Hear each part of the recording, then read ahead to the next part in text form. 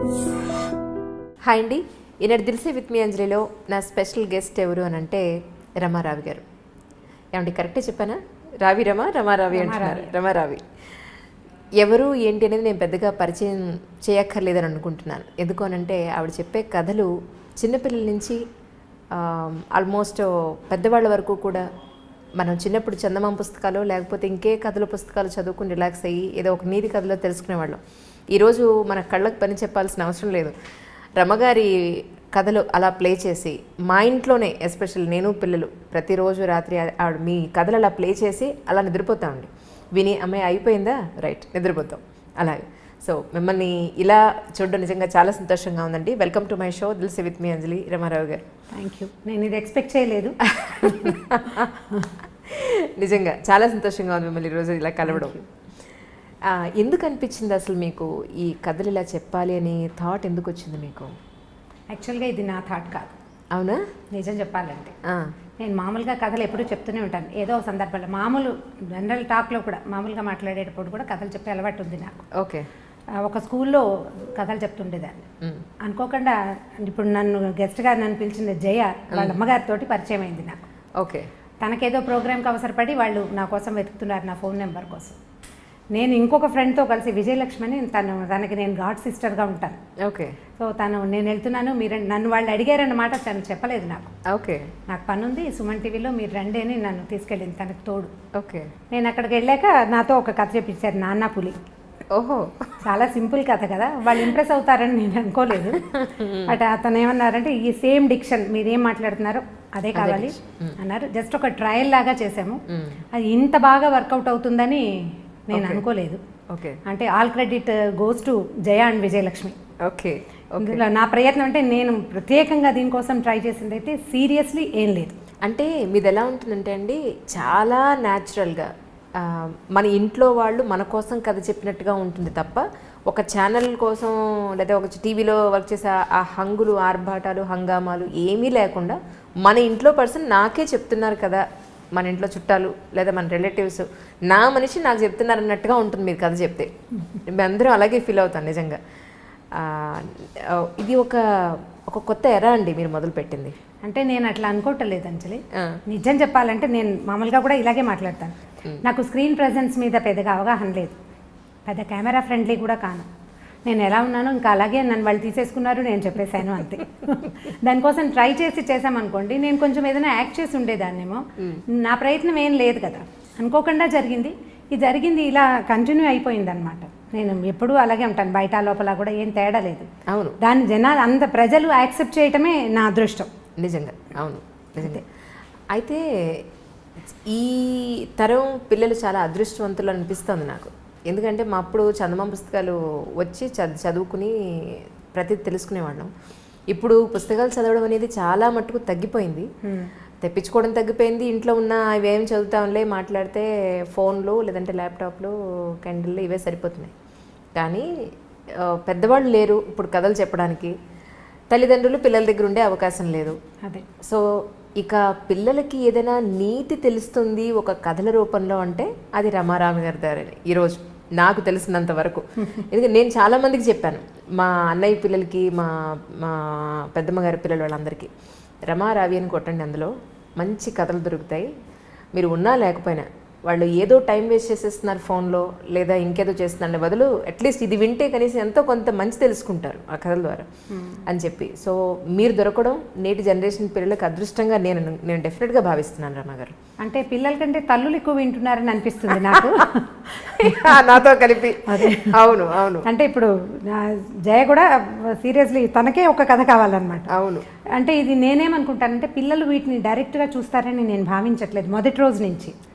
తల్లులకి చెప్పటమే, తల్లులే పిల్లలకి. ఇప్పుడు నేను ఒక నేరేషన్ ఏదో ఒక పద్ధతిలో చెప్తాను, ఈ నా రకమైన భాష, ఇప్పుడు నా ప్రెజెన్స్, నేను పెద్దదాన్ని ఇలా కాకుండా ఇప్పుడు యంగ్ మదర్ అనుకోండి 25-30 years ఉంటాయి, పిల్లలకి తల్లులు చెప్పే విధానం ఒకటి ఉంటుంది, వాళ్ళ భాష వాళ్ళ తాలూకు ఎక్స్ప్రెషన్ ఒక లెవెల్ ఉంటుంది కదా. అలాంటి దాంట్లో వీళ్ళు తెలుసుకున్న కథని ఆ లెవెల్లో కనుక ఇస్తే పిల్లలకి ఇంకా బాగా వెళ్తుందని భావిస్తాను నేను. ఇప్పుడు నేను ఒక మాట చెప్పాను అనుకోండి మా అబ్బాయికి, అదే మాట మా అక్కయ్య చెప్తే ఒక రకంగా ఉంటుంది, నేను చెప్తే దాంట్లో 4 తిట్లు యాడ్ చేసినప్పటికీ నేను చెప్పింది కరెక్ట్గా వెళ్తుంది నా పిల్లాడు కాబట్టి అట్లా వెళ్తాయని నేను అనుకున్నాను. ఇప్పుడు బాగా తెలుస్తుంది ఏంటంటే పిల్లలు కూడా చూస్తున్నారు అని ఇప్పుడు ఈ మధ్య తెలుస్తుంది అనమాట. అవునండి, కొంతమంది పిల్లలు కూడా ఫోన్లు చేస్తుంటారు. ఓకే, ఆ నెంబర్ దొరికేసరికల్లా మాట్లాడుతూ ఉంటారు. సో కొంతమంది పిల్లలు చూస్తున్నారు. అంటే కథ డైరెక్ట్గా కాకుండా కొంత డిస్కషన్ చేస్తున్నాం కదా, ముందు వెనక ఏదో మాట్లాడుతున్నాం. సో ఈ మాట్లాడే మాటలతోటి పిల్లలు ఏమైనా అఫెండ్ అవుతారా, కష్టపెట్టుకుంటారా అలా అనిపిస్తుంది నాకు. పిల్లలు ఇలా ఉంటారు, ఇలా చేస్తారు, వాళ్ళని మనం ఇలా చేయాలి అని చెప్పే మాటకి వాళ్ళు ఫీల్ అవుతారని భావిస్తున్నాను నేను. లేదు, ఎందుకంటే నేను చెప్తా చూడండి. ఇప్పుడు పెద్దవాళ్ళు చెప్పినట్టు పెరట్లో ఉన్న చెట్టు వైద్యానికి పనికిరాదని నేను ఎంత చెప్పినా తల్లి వాళ్ళ పిల్లలకి ఎంత చెప్పినా ఎక్కదు. అదే అన్లెస్ అదే విషయాన్ని చక్కగా మీ మాటల్లో గుచ్చినట్టుగా మీ మాట ఎక్కడా కూడా డైరెక్ట్గా వెళ్ళి సూత్తో గుచ్చినట్టుగా ఎక్కడా ఉండదు. చాలా సాఫ్ట్గా వెళ్ళి తగులుతూ ఉంటుంది అర్థం చేసుకునే వాళ్ళకి. అయితే వాళ్ళు అనేది ఏంటంటే, అమ్మ నువ్వు చెప్పినట్టే ఉంది కానీ మేడం చెప్తే వినబుద్ధి అవుతుంది, నాకు రమ్మగారు చెప్తే వినబుద్ధి అవుతుంది. మా అబ్బాయి 8th క్లాస్ చదువుతున్నాడు. వాడు ఏ రోజున అదే క్రికెట్ ఏదైనా చూస్తానంటే కనుక, సరే అయితే క్రికెట్ చూడొద్దు, రమ్మగారి స్టోరీ నీకు ఓకే కదా, సరే అదే పెట్టి నేను చూస్తాను ఫస్ట్ అని మొదలు పెట్టాడు. అంటే నా కోసం మొదలుపెట్టి ఈ రోజు ఏ రోజున వాడు మీది ఒక కథ వినకపోతే వాడు పడుకోని పరిస్థితి, ఆ స్టేజ్కి వచ్చాడు. ఈవేళ నాతో పాటు వస్తానని, కానీ వాడు ఇంకా రెడీ అవ్వలేదు. ఇంకా లేట్ అయిపోతుందిరా బాబు, ఇంకో రోజు మన ఇంటికి వెడదాంలే డెఫినెట్గా, రమ్మగారితో నీకు ఒక ఫోటో కావాలి, నీ డైరెక్ట్గా స్టోరీ వినిపిస్తాను నీకు అని చెప్పి ప్రామిస్ చేసి వచ్చేసాను. డెఫినెట్లీ అండి, అది ఎప్పుడు జరుగుతుందో చూడాలి. రమ్మగారు, మీ ఇంటర్వ్యూ అని నేను ప్లాన్ చేసుకున్నప్పుడు చుట్టుపక్కల మా ఫ్యామిలీ మెంబర్స్ అందరికీ చెప్పడం జరిగింది. వాళ్ళ ఇళ్లలో ఉన్న సమస్యలు ఏదైతే ఉన్నాయో ఒకసారి రమ్మగారిని అడిగి నాకు ఏదైనా కొంచెం ఒక సమాధానం తెప్పిస్తావా, ఒక సొల్యూషన్ తెప్పిస్తావా అని అడిగారు. ఒకటి ఏంటంటే, చంటి పిల్లలు ఉన్న ఇంట్లో ఇప్పుడు జాయింట్ ఫ్యామిలీస్ లేవు, వీళ్ళు ఉద్యోగాలకు వెళ్ళిపోవాల్సిన పరిస్థితి. ఎందుకంటే భగవంతుడు ఒక నేచర్ ఇచ్చేశాడు, ఒక ఆడవాళ్ళకి లక్షణాలు, మగవాళ్ళకి లక్షణాలు అనేవి శారీరకంగా మానసికంగా కూడా కొన్ని ప్రత్యేకమైన లక్షణాలు ఇచ్చేశాడు. వీటికి విరుద్ధంగా ఇప్పుడు విమెన్ కూడా ఉద్యోగం చేయాల్సి వస్తుంది. అలా అని పోనీ ఇంట్లో బాధ్యతలు జెంట్స్ ఎవరైనా తండ్రులు కానీ హస్బెండ్స్ కానీ ఎవరైనా షేర్ చేసుకుంటున్నారా అని అంటే అదొక పెద్ద క్వశ్చన్ మార్కే. ఎంతమంది చేసుకుంటున్నారు 100 మందిలో అని అంటే ఒక లేడీని కదిలిస్తే ఎవరి బాధలు వాళ్ళు చెప్పుకుంటారు. నిజంగా అందరూ షేర్ చేసుకుంటున్నారని మనం ఖచ్చితంగా చెప్పలేం, అలా అనుకోలేం. సో అలాని ఇటు ఇంటి పని, అటు పిల్లల పని బాధ్యతలు, అలాగే ఉద్యోగ బాధ్యతలు ఎక్కువైపోయి మానసికంగా శారీరకంగా ఎంతో స్ట్రగుల్ అయిపోతున్నారు విమెన్. వాళ్ళ ఆరోగ్యం గురించి కూడా వాళ్ళు పట్టించుకోని కండిషన్లో, తెలుసు వీళ్ళే ఇంటి ఈవిడ వండకపోతే అందరి ఆరోగ్యం ఉండదు అని తెలుసు, ఈవిడ ప్రాపర్గా లేకపోతే ఇల్లు సవ్యంగా నడవదని తెలుసు, అయినా వాళ్ళ గురించి వాళ్ళు పట్టించుకోరు. ఇలాంటి విమెన్కి ఎలా ఉండాలి అని మీ మాటల్లో ఒకసారి వినాలని అనిపించింది వాళ్ళందరికీ. ఇది పిల్లలు పుడుతుండగా, అంటే ప్రెగ్నెన్సీలో ఉండగా లేదా ప్రెగ్నెన్సీ తర్వాత పోస్ట్నేటల్ డేస్లో కూడా ఆడవాళ్ళు నేను చేసేయగలను అని మనకి ఎలా ఉంటుందంటే, మనం ప్రూవ్ చేసుకోవాలన్న ఒక పిచ్చి పాతకాలంలో లేనిది ఇప్పుడు ప్రబలింది. సరిగా చెప్పాలని పెరిగింది అనకూడదు, ప్రబలిందనే చెప్పాలి. నీ వల్ల కాదు అంటే వీళ్ళకి నచ్చదు. ఇవాళ రేపు ఈ జనరేషన్ ఆడపిల్లలకి నీ వల్ల కాదన్న మాట నచ్చక నా వల్ల అవుతుందని అన్ని పులుముకుంటారు. సరిగా చెప్పాలంటే, అంటే సీరియస్లీ చెప్పదలుచుకుంటే కనుక. అవును, ఈ పులుముకున్నది ఏమవుతుందంటే, పాత సామెత ఒకటి ఉంది, ఎత్తుకున్న బిడ్డ మొత్తుకున్నా దిగదని. ఒకసారి ఎత్తుకోమనక మనం అలవాటు చేసామా, నాకు చెయ్యి నొప్పి పెడుతోందంటే పిల్లాడికి అక్కర్లా, నీ చెయ్యి నొప్పొద్దు, నీ మెడ నొప్పొద్దు, వాడికి ఎత్తు కావాలంతే. ఇందులో పిల్లవాడు అంటే వాడు ఒకడే కాదు కదా, వాడి నాన్న తాత కూడా ఉంటారు అందులో. ఎప్పుడైనా సరే కుటుంబ సభ్యులకి విషయాన్ని షేర్ చేయకుండా మనం మొయ్యగలము అని కనుక బలవంతంగా నెత్తి మీదకి తీసుకుంటే ఇక ఎప్పటికీ మీరు షేర్ చేయలేకపోతారు. లిమిటేషన్స్ ఉంచుకోవాలి ఎవరైనా సరే. నేను కూడా, నాకు ఇదే జబ్బు ఉంది, నాకు కూడా ఉందా జబ్బు. ఇప్పుడు ఇంత ఏజ్ వచ్చాక ఇప్పుడు నా వల్ల కాదు అంటే, ఎందుకు నీ వల్ల కాదు అనే క్వశ్చన్ వస్తూ ఉంటుంది తప్పిస్తే, ఇక నువ్వు చేయలేవా అయ్యో పాపం అని ఎవరు అనరు. ఆ మాట ఎవరికి నచ్చదు. అందుకని ఇది చిన్న వయసులోనే మనం ఏం చేయాలంటే, మనకి ఒక లిమిటేషన్ ఉంచుకోవాలి. నేను ఇది చేయగలను, నేను ఇది చేయలేను, పోనీ ఈ విషయాన్ని ఇంత మటుకు చేస్తాను, తర్వాత నేను చెయ్యను అని చెప్పగలగాలి. ఈ చెప్పటం రాకపోతే అనుభవించాల్సిందే. ఇప్పుడు పిల్లలు చిన్నతనం, ఒక 3-4 ఏళ్ల చంటిబిడ్డ ఉన్నాడు అనుకో, 4 ఏళ్ల పిల్లాడంటే ఇక వాడి ఎంత మారంలో ఎంత విసుగులో వాడికి అన్నం పెట్టడం, వాడిని నిద్రపుచ్చడం, వాడి ప్రతిదీ ఒక కష్టసాధ్యమైన సంగతిగానే ఉంటుంది. వీటిని తల్లులే చేయవలసిన పనులు ఉంచుకుని మిగిలినవి తండ్రులకి షేర్ చేయడానికి ప్రయత్నం చేయాలి. వాళ్ళతో కూర్చొని మాట్లాడుకోవాలి. ఇప్పుడు మీరు మామూలుగా కబుర్లు చెప్పుకోవడానికి, సినిమాలకు వెళ్ళడానికి వాటన్నిటికీ మాట్లాడుకుంటూనే ఉంటారు. అలాంటప్పుడు ఇలాంటివి కూడా మాట్లాడకుండా ఉండరు కదా. వైఫ్ అండ్ హస్బెండ్ అన్నాక ఎంతో కొంత మాట్లాడుకుంటేనే కదా సంసారం నడిచేది. ఖచ్చితంగా ఈ పని నువ్వు చెయ్యి అని దానికి మళ్ళీ ఇంకొకటి ఉంది, తల్లులకి ఇంకొక జబ్బు ఉంటుంది సహజంగా. ఆ పిల్లాడు ఏదో నాన్న దగ్గర ఒక నిమిషం ఏడవంగానే వీడు ఇంకా ఆగలేరన్నమాట. నువ్వు చేయొద్దులే నేనే చేసుకుంటా, పిల్లాడిని నేర్పిస్తున్నావు అనేస్తారు. అనకూడదు. కొంచెం గట్టిగా మనసు దిటవ చేసుకుని వాళ్ళిద్దరు తంటాలు వాళ్ళు పడతారు అని కనుక వదిలిపెట్టేస్తే అప్పుడు తండ్రి పిల్లవాడిని హ్యాండిల్ చేస్తాడు. ఎప్పుడైతే తల్లి సపోర్ట్ ఉందో ఈ పిల్లలు ఇక వాళ్ళ మాట వినరు. నేను ఈ పని చేయను, ఇక నువ్వు నాన్నతోటే చేయించుకో, ఇవి అతనే హ్యాండిల్ చేయాలి. ఈ విషయం హోంవర్క్ చేయించడం, కొట్టని తిట్టని అక్షంతలేని ఏం చేసినా ఆయన ఏం చేస్తే అది చేస్తాడు అని వీళ్ళు ఊరుకోగలిగితే షేరింగ్ కుదురుతుంది. మనం అలా చెయ్యము, ముందు షేర్ చేస్తాము. అందరూ చేసే పని, నేను కూడా ఉన్నా అందులో. ఈ మనం పోట్లాడుకు ఏదో చిన్న మాట్లాడేసుకుంటాం, ఈ హోంవర్క్ చేయొచ్చని చెప్తాం. వాడు హోంవర్క్ చేస్తుండగా వాడు ఏదో విండు, ఏరా నీకు ఇది కూడా రాదా అనో ఏదో అంటాడు నాన్న. అమ్మ చూడు నాన్న అనగానే మనం తయారైపోకూడదు. తయారైపోతాం మనం. ఆ తయారవ్వకుండా ఉండడం, మధ్యలో దూరకుండా ఉండటం, ఇది అలవాటు చేసుకోవాలి. మన ఇంట్లో కనుక ఇన్లాస్ ఉన్నారనుకోండి, వాళ్ళకి కూడా పిల్లల తాలూకు కొన్ని వ్యవహారాలని అప్పచెప్పటం తెలుసుకోవాలి. సాయంత్రం 7 నుంచి 9 దాకా తాతగారి దగ్గర కూర్చొని హోంవర్క్ చేసుకోవాలంటే తాత సరిగా చెప్పని సరిగా చెప్పకపోని మాట్లాడకూడదు. ఇప్పుడు బ్యారికేడ్స్ ఎవరికి కావాలి? మా ఆడవాళ్ళకే కావాలి. మనమే హద్దుల్లో ఉండాలి. ఈ హద్దు కనుక తెలుసుకుని ఉంటే అప్పుడు కుదురుతుంది. నాకు అన్నీ వచ్చు, నేను అన్నీ చేయగలను, ఈ పని ఆ పని సమస్తమైన పనులు నేనే చేసేయగలను అని ప్రూవ్ చేసుకోవడానికి ట్రై చేస్తే ప్రతిసారి మన శరీరం సహకరించదు.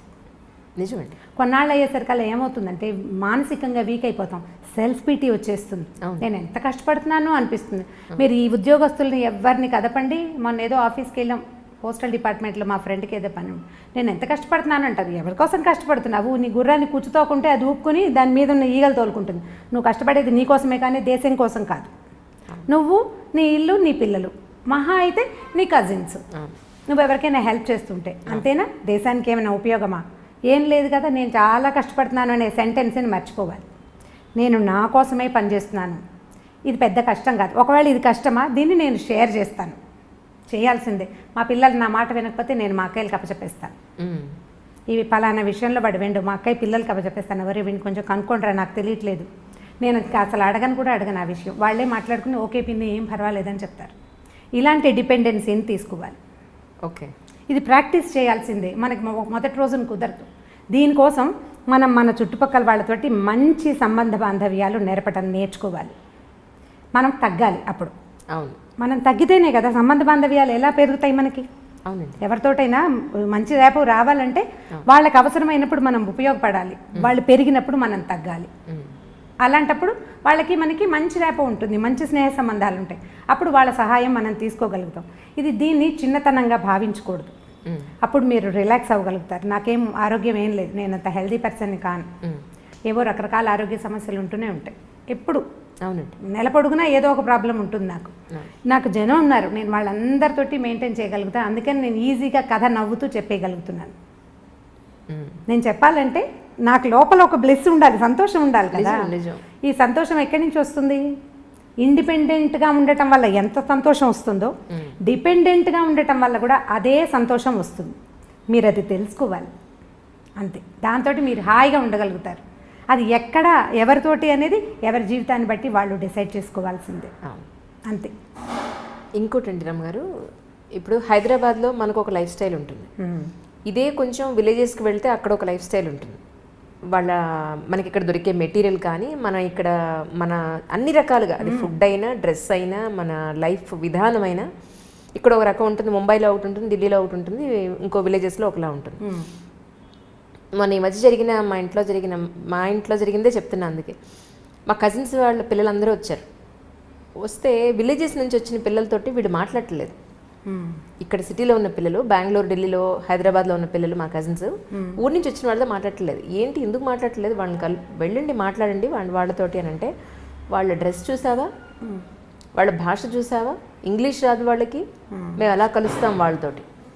నోరు తెరిస్తే ఏమిటే అలా ఉన్నారే అని అంటే మేము వాళ్ళతో ఎలా మాట్లాడతాం? మాకు ఇష్టం లేదు మాట్లాడడం అన్నారు.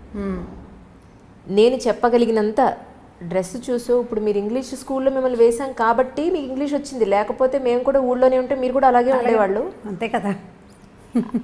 మనుషులు కలుపుకోవాలి. ఫ్రెండ్స్ అని నువ్వు అనుకునే ఫ్రెండ్స్ నీ జీవితాంతం ఉంటారా? రక్త సంబంధికులే ఉంటారని చెప్పినా కూడా వాళ్ళు ఉన్న ఆ 2 రోజులు కూడా వెళ్ళి వాళ్ళతో కలవలేదు. సో ఇలాంటి పిల్లలకి తల్లిదండ్రులు చెప్తున్నారు, చెప్పినా వినని పిల్లలు కూడా ఉన్నారు, చెప్పని వాళ్ళు కూడా ఉన్నారు. ఇలాంటి పిల్లలకి మీ మాటలో ఒకసారి అని చెప్తారేమో అని. ముందు మనం పిల్లల్ని వాళ్ళతోటి కలపడానికి ప్రయత్నం చేయాలి. ఇలా సంవత్సరానికో 3 ఏళ్ళకో ఓసారి కాకుండా మనం కూడా ఊరు వెళ్తున్నాం అనుకోండి.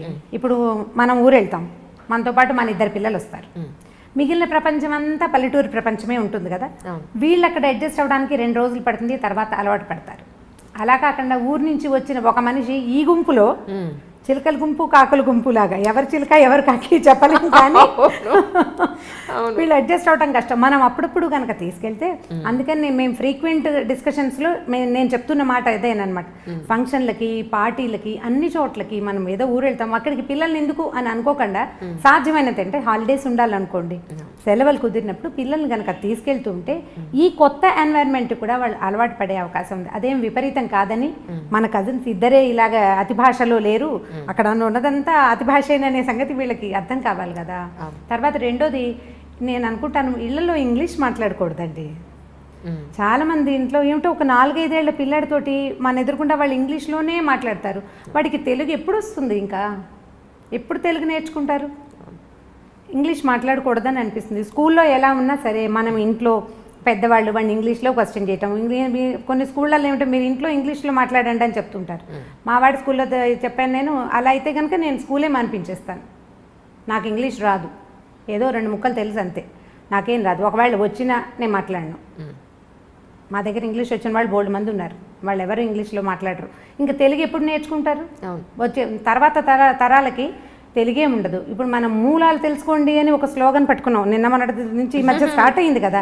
నీకు మూలం ఏది? పల్లెటూరు కాదు, ముందు నీ భాష, ముందు నీ భాష, దానికి ఒత్తులు శశసహాలకి తేడా, అవే మనం తెలియజేయటం లేదు. ముందు మీరు ఇంగ్లీష్లో మాట్లాడకుండా పిల్లలతో తెలుగులో మాట్లాడి, ఇంట్లో ఇంగ్లీష్ మాట్లాడితే తెలుగు మాట్లాడు, ఈ 4 ముక్కలు నేర్చుకో, మేము ఉండగా అయినా అని పిల్లల్ని బెదిరించి, తర్వాత వీళ్ళని ప్రతి ఫంక్షన్కి, పార్టీకి తీసుకుని వెళ్ళి కనుక అలవాటు చేస్తే అప్పుడు కొంచెం కాస్త బెటర్గా అవుతారని అనిపిస్తుంది. మా వాళ్ళు ఏమి పల్లెటూరుకి దానికి తేడా ఫీల్ అవ్వరు. సంవత్సరానికి 2 రోజుల నుంచి 15 రోజుల దాకా ఎప్పటికప్పుడు ఊళ్ళో పడి దొరలేస్తారు. అక్కడ ఫ్యాన్లు ఉండవు, ఎప్పుడు కరెంట్ ఉండదు, ఏసీ ఉండదు, ఫోన్లకి సిగ్నల్స్ రావు. ఏదో తాడి చెట్ల దగ్గర, తుమ్మ చెట్ల దగ్గర తిరిగి, గొడ్ల వెనకాల తిరిగి ఎలాగోలాగా ఉంటారు అంతే. చిట్టుకూడూరు వెళ్తే అసలు ఏమీ ఉండదు మా ఊళ్ళో. అగ్గిపెట్ట కూడా ఇది వరకు దొరికేది కాదు, ఇప్పుడేదో అగ్గిపెట్టెలు అవి దొరుకుతున్నాయి, కానీ మేము బాగానే ఉన్నాం. మరి వాళ్ళు పిల్లలు గొడవ పెట్టేవారు కదండి, మేము రావు అక్కడికి ఉండవని. అవి ఏమిటి అక్కడి నుంచి రావడానికి దుఃఖించేవాళ్ళు మా వాళ్ళు. ఇప్పుడు నేను వెళ్ళకపోయినా నా పిల్లలు వెళ్ళిపోతారు వాళ్ళ దారిని. వాళ్ళు ఎప్పుడు అవకాశం దొరుకుతుందా వెళ్ళి చిట్టుకుడులో పడిపోదామా అని ఉంటుంది వాళ్ళకి. నేను మా పిల్లలు కాదు, మా అక్కయ్యల మనవలు కూడా చిట్టుకుడూరు వెళ్ళిపోవాలి. చెరువు, దాని గాలి, అక్కడ ఉండే ఆ గాలిలో కనపడే, అంటే వాళ్ళ పిల్లల మనసులకు అర్థమవుతుంది, ఒక ఫ్రీడమ్ ఉంటుంది అక్కడ. ఏ హద్దులు ఉండవు, ఎక్కద్దు, దూకద్దు, తిరగద్దు, ఎండలో తిరగద్దు, ఇలాంటివి ఏమి ఉండవు. ఓ చోట కూర్చో మాట ఏముండదు. అరే తాడి చెట్టు ఎక్కుతున్నాడు హెల్ప్ చేయండి అని ఎవరో ఒకడు ఇంకో కుర్రాడు వచ్చి ఈ చిన్నపిల్లాడు తాడి చెట్టు ఎక్కుతుంటే వాడిని ఎక్కిస్తారనమాట పైకి. మా అబ్బాయిలు కొబ్బరి చెట్లు అవి ఎక్కడం వచ్చు. మేము సిటీలోనే వాళ్ళు పుట్టి పెరిగిన, వాళ్ళ నాన్నగారు కూడా ఇక్కడే పుట్టి పెరిగారు. అయినా సరే వెళ్ళటం వల్లే వదిలేయండి కాస్త. ఇప్పుడు మనకు చుట్టాలు లేరనుకుందాం, పల్లెటూళ్ళు తీసుకెళ్ళండి, ఎక్కడైనా స్టే చేసేందుకు అవకాశం తీసుకుని. మీరు అలా గనక వెళ్తే మూలాలు తెలుసుకోవటం కాదు, వాళ్ళని వాళ్ళు తెలుసుకుంటారు. మనం ఇవాళ దీంతోటే పుట్టలేదు, ఇంతకుముందు ఇంకోటి కూడా మన జీవితాల్లో ఉండేది అనే సంగతి వాళ్ళకి అర్థం అవుతుంది. ఇదే ప్రత్యేకమైన విషయం కాదు, మీరు అడిగారు కాబట్టి నేను ఆన్సర్ చెప్పాను, కానీ సహజంగా జరిగిపోతున్నాయి ఇవి. ప్రత్యేకంగా ఏం చేయట్లేదు, మూలాలు తెలుసుకోవడం కోసం వెళ్తున్నాం మేము, మా ఊరు మేము వెళ్తున్నాం అంతే. అలాగే ఇంకొకటి రమ్మగారు, సిటీలో ఇప్పుడు మీరు నేను నెక్స్ట్ అడగబోయే క్వశ్చన్ మీ దాంట్లోనే మొదలైపోయింది యాక్చువల్లీ.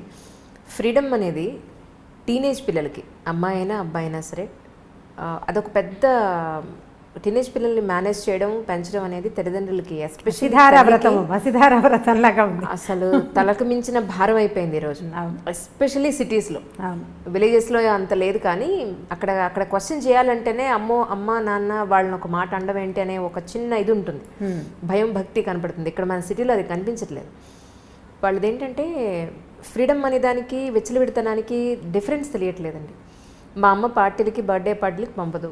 మా అమ్మ లేదా బయట ఫ్రెండ్స్ ఈరోజు పార్టీ, వీకెండ్ పార్టీ చిల్ అవుదామంటే మా అమ్మ పంపదు. లేదా మా అమ్మ హెయిర్ కలర్ వేసుకుంటానంటే వద్దంటుంది. మా అమ్మ నాకు మినిమం ఫ్రీడమ్ ఇవ్వదు. ఒక ఫోన్ వచ్చి నేను లోపలికి డోర్ వేసుకుని మాట్లాడతానంటే మా అమ్మ ఒప్పుకోదు. ఫోన్ వస్తే లోపలికి వెళ్ళి ఎందుకు మాట్లాడాలి, బయట ఎందుకు మాట్లాడకూడదు, మేము అందరూ ఉన్నాం కదా ఇక్కడ ఎందుకు మాట్లాడకూడదు అంటుంది. మా అమ్మ నాకు ఇవ్వాల్సిన మినిమం ఫ్రీడమ్ కానీ లేదు ప్రైవసీ కానీ ఇవ్వట్లేదు. అసలు ప్రైవసీకి ఒక వాళ్ళకి ఇవ్వాల్సిన స్వేచ్ఛకి విచ్చలవిడితనానికి మీ మాటల్లో ఒకసారి అంటే దీనికి ఇప్పుడు మనం మూలఛేదం చేసుకోవాల్సిందే ఈ ప్రశ్నకి సమాధానం చెప్పాలంటే. ఇప్పుడు పార్టీలకు వెళ్ళి చిల్ చేయటము, హెయిర్ కలర్ వేసుకోవటము పిల్లలకి ఎలా తెలుస్తున్నాయి?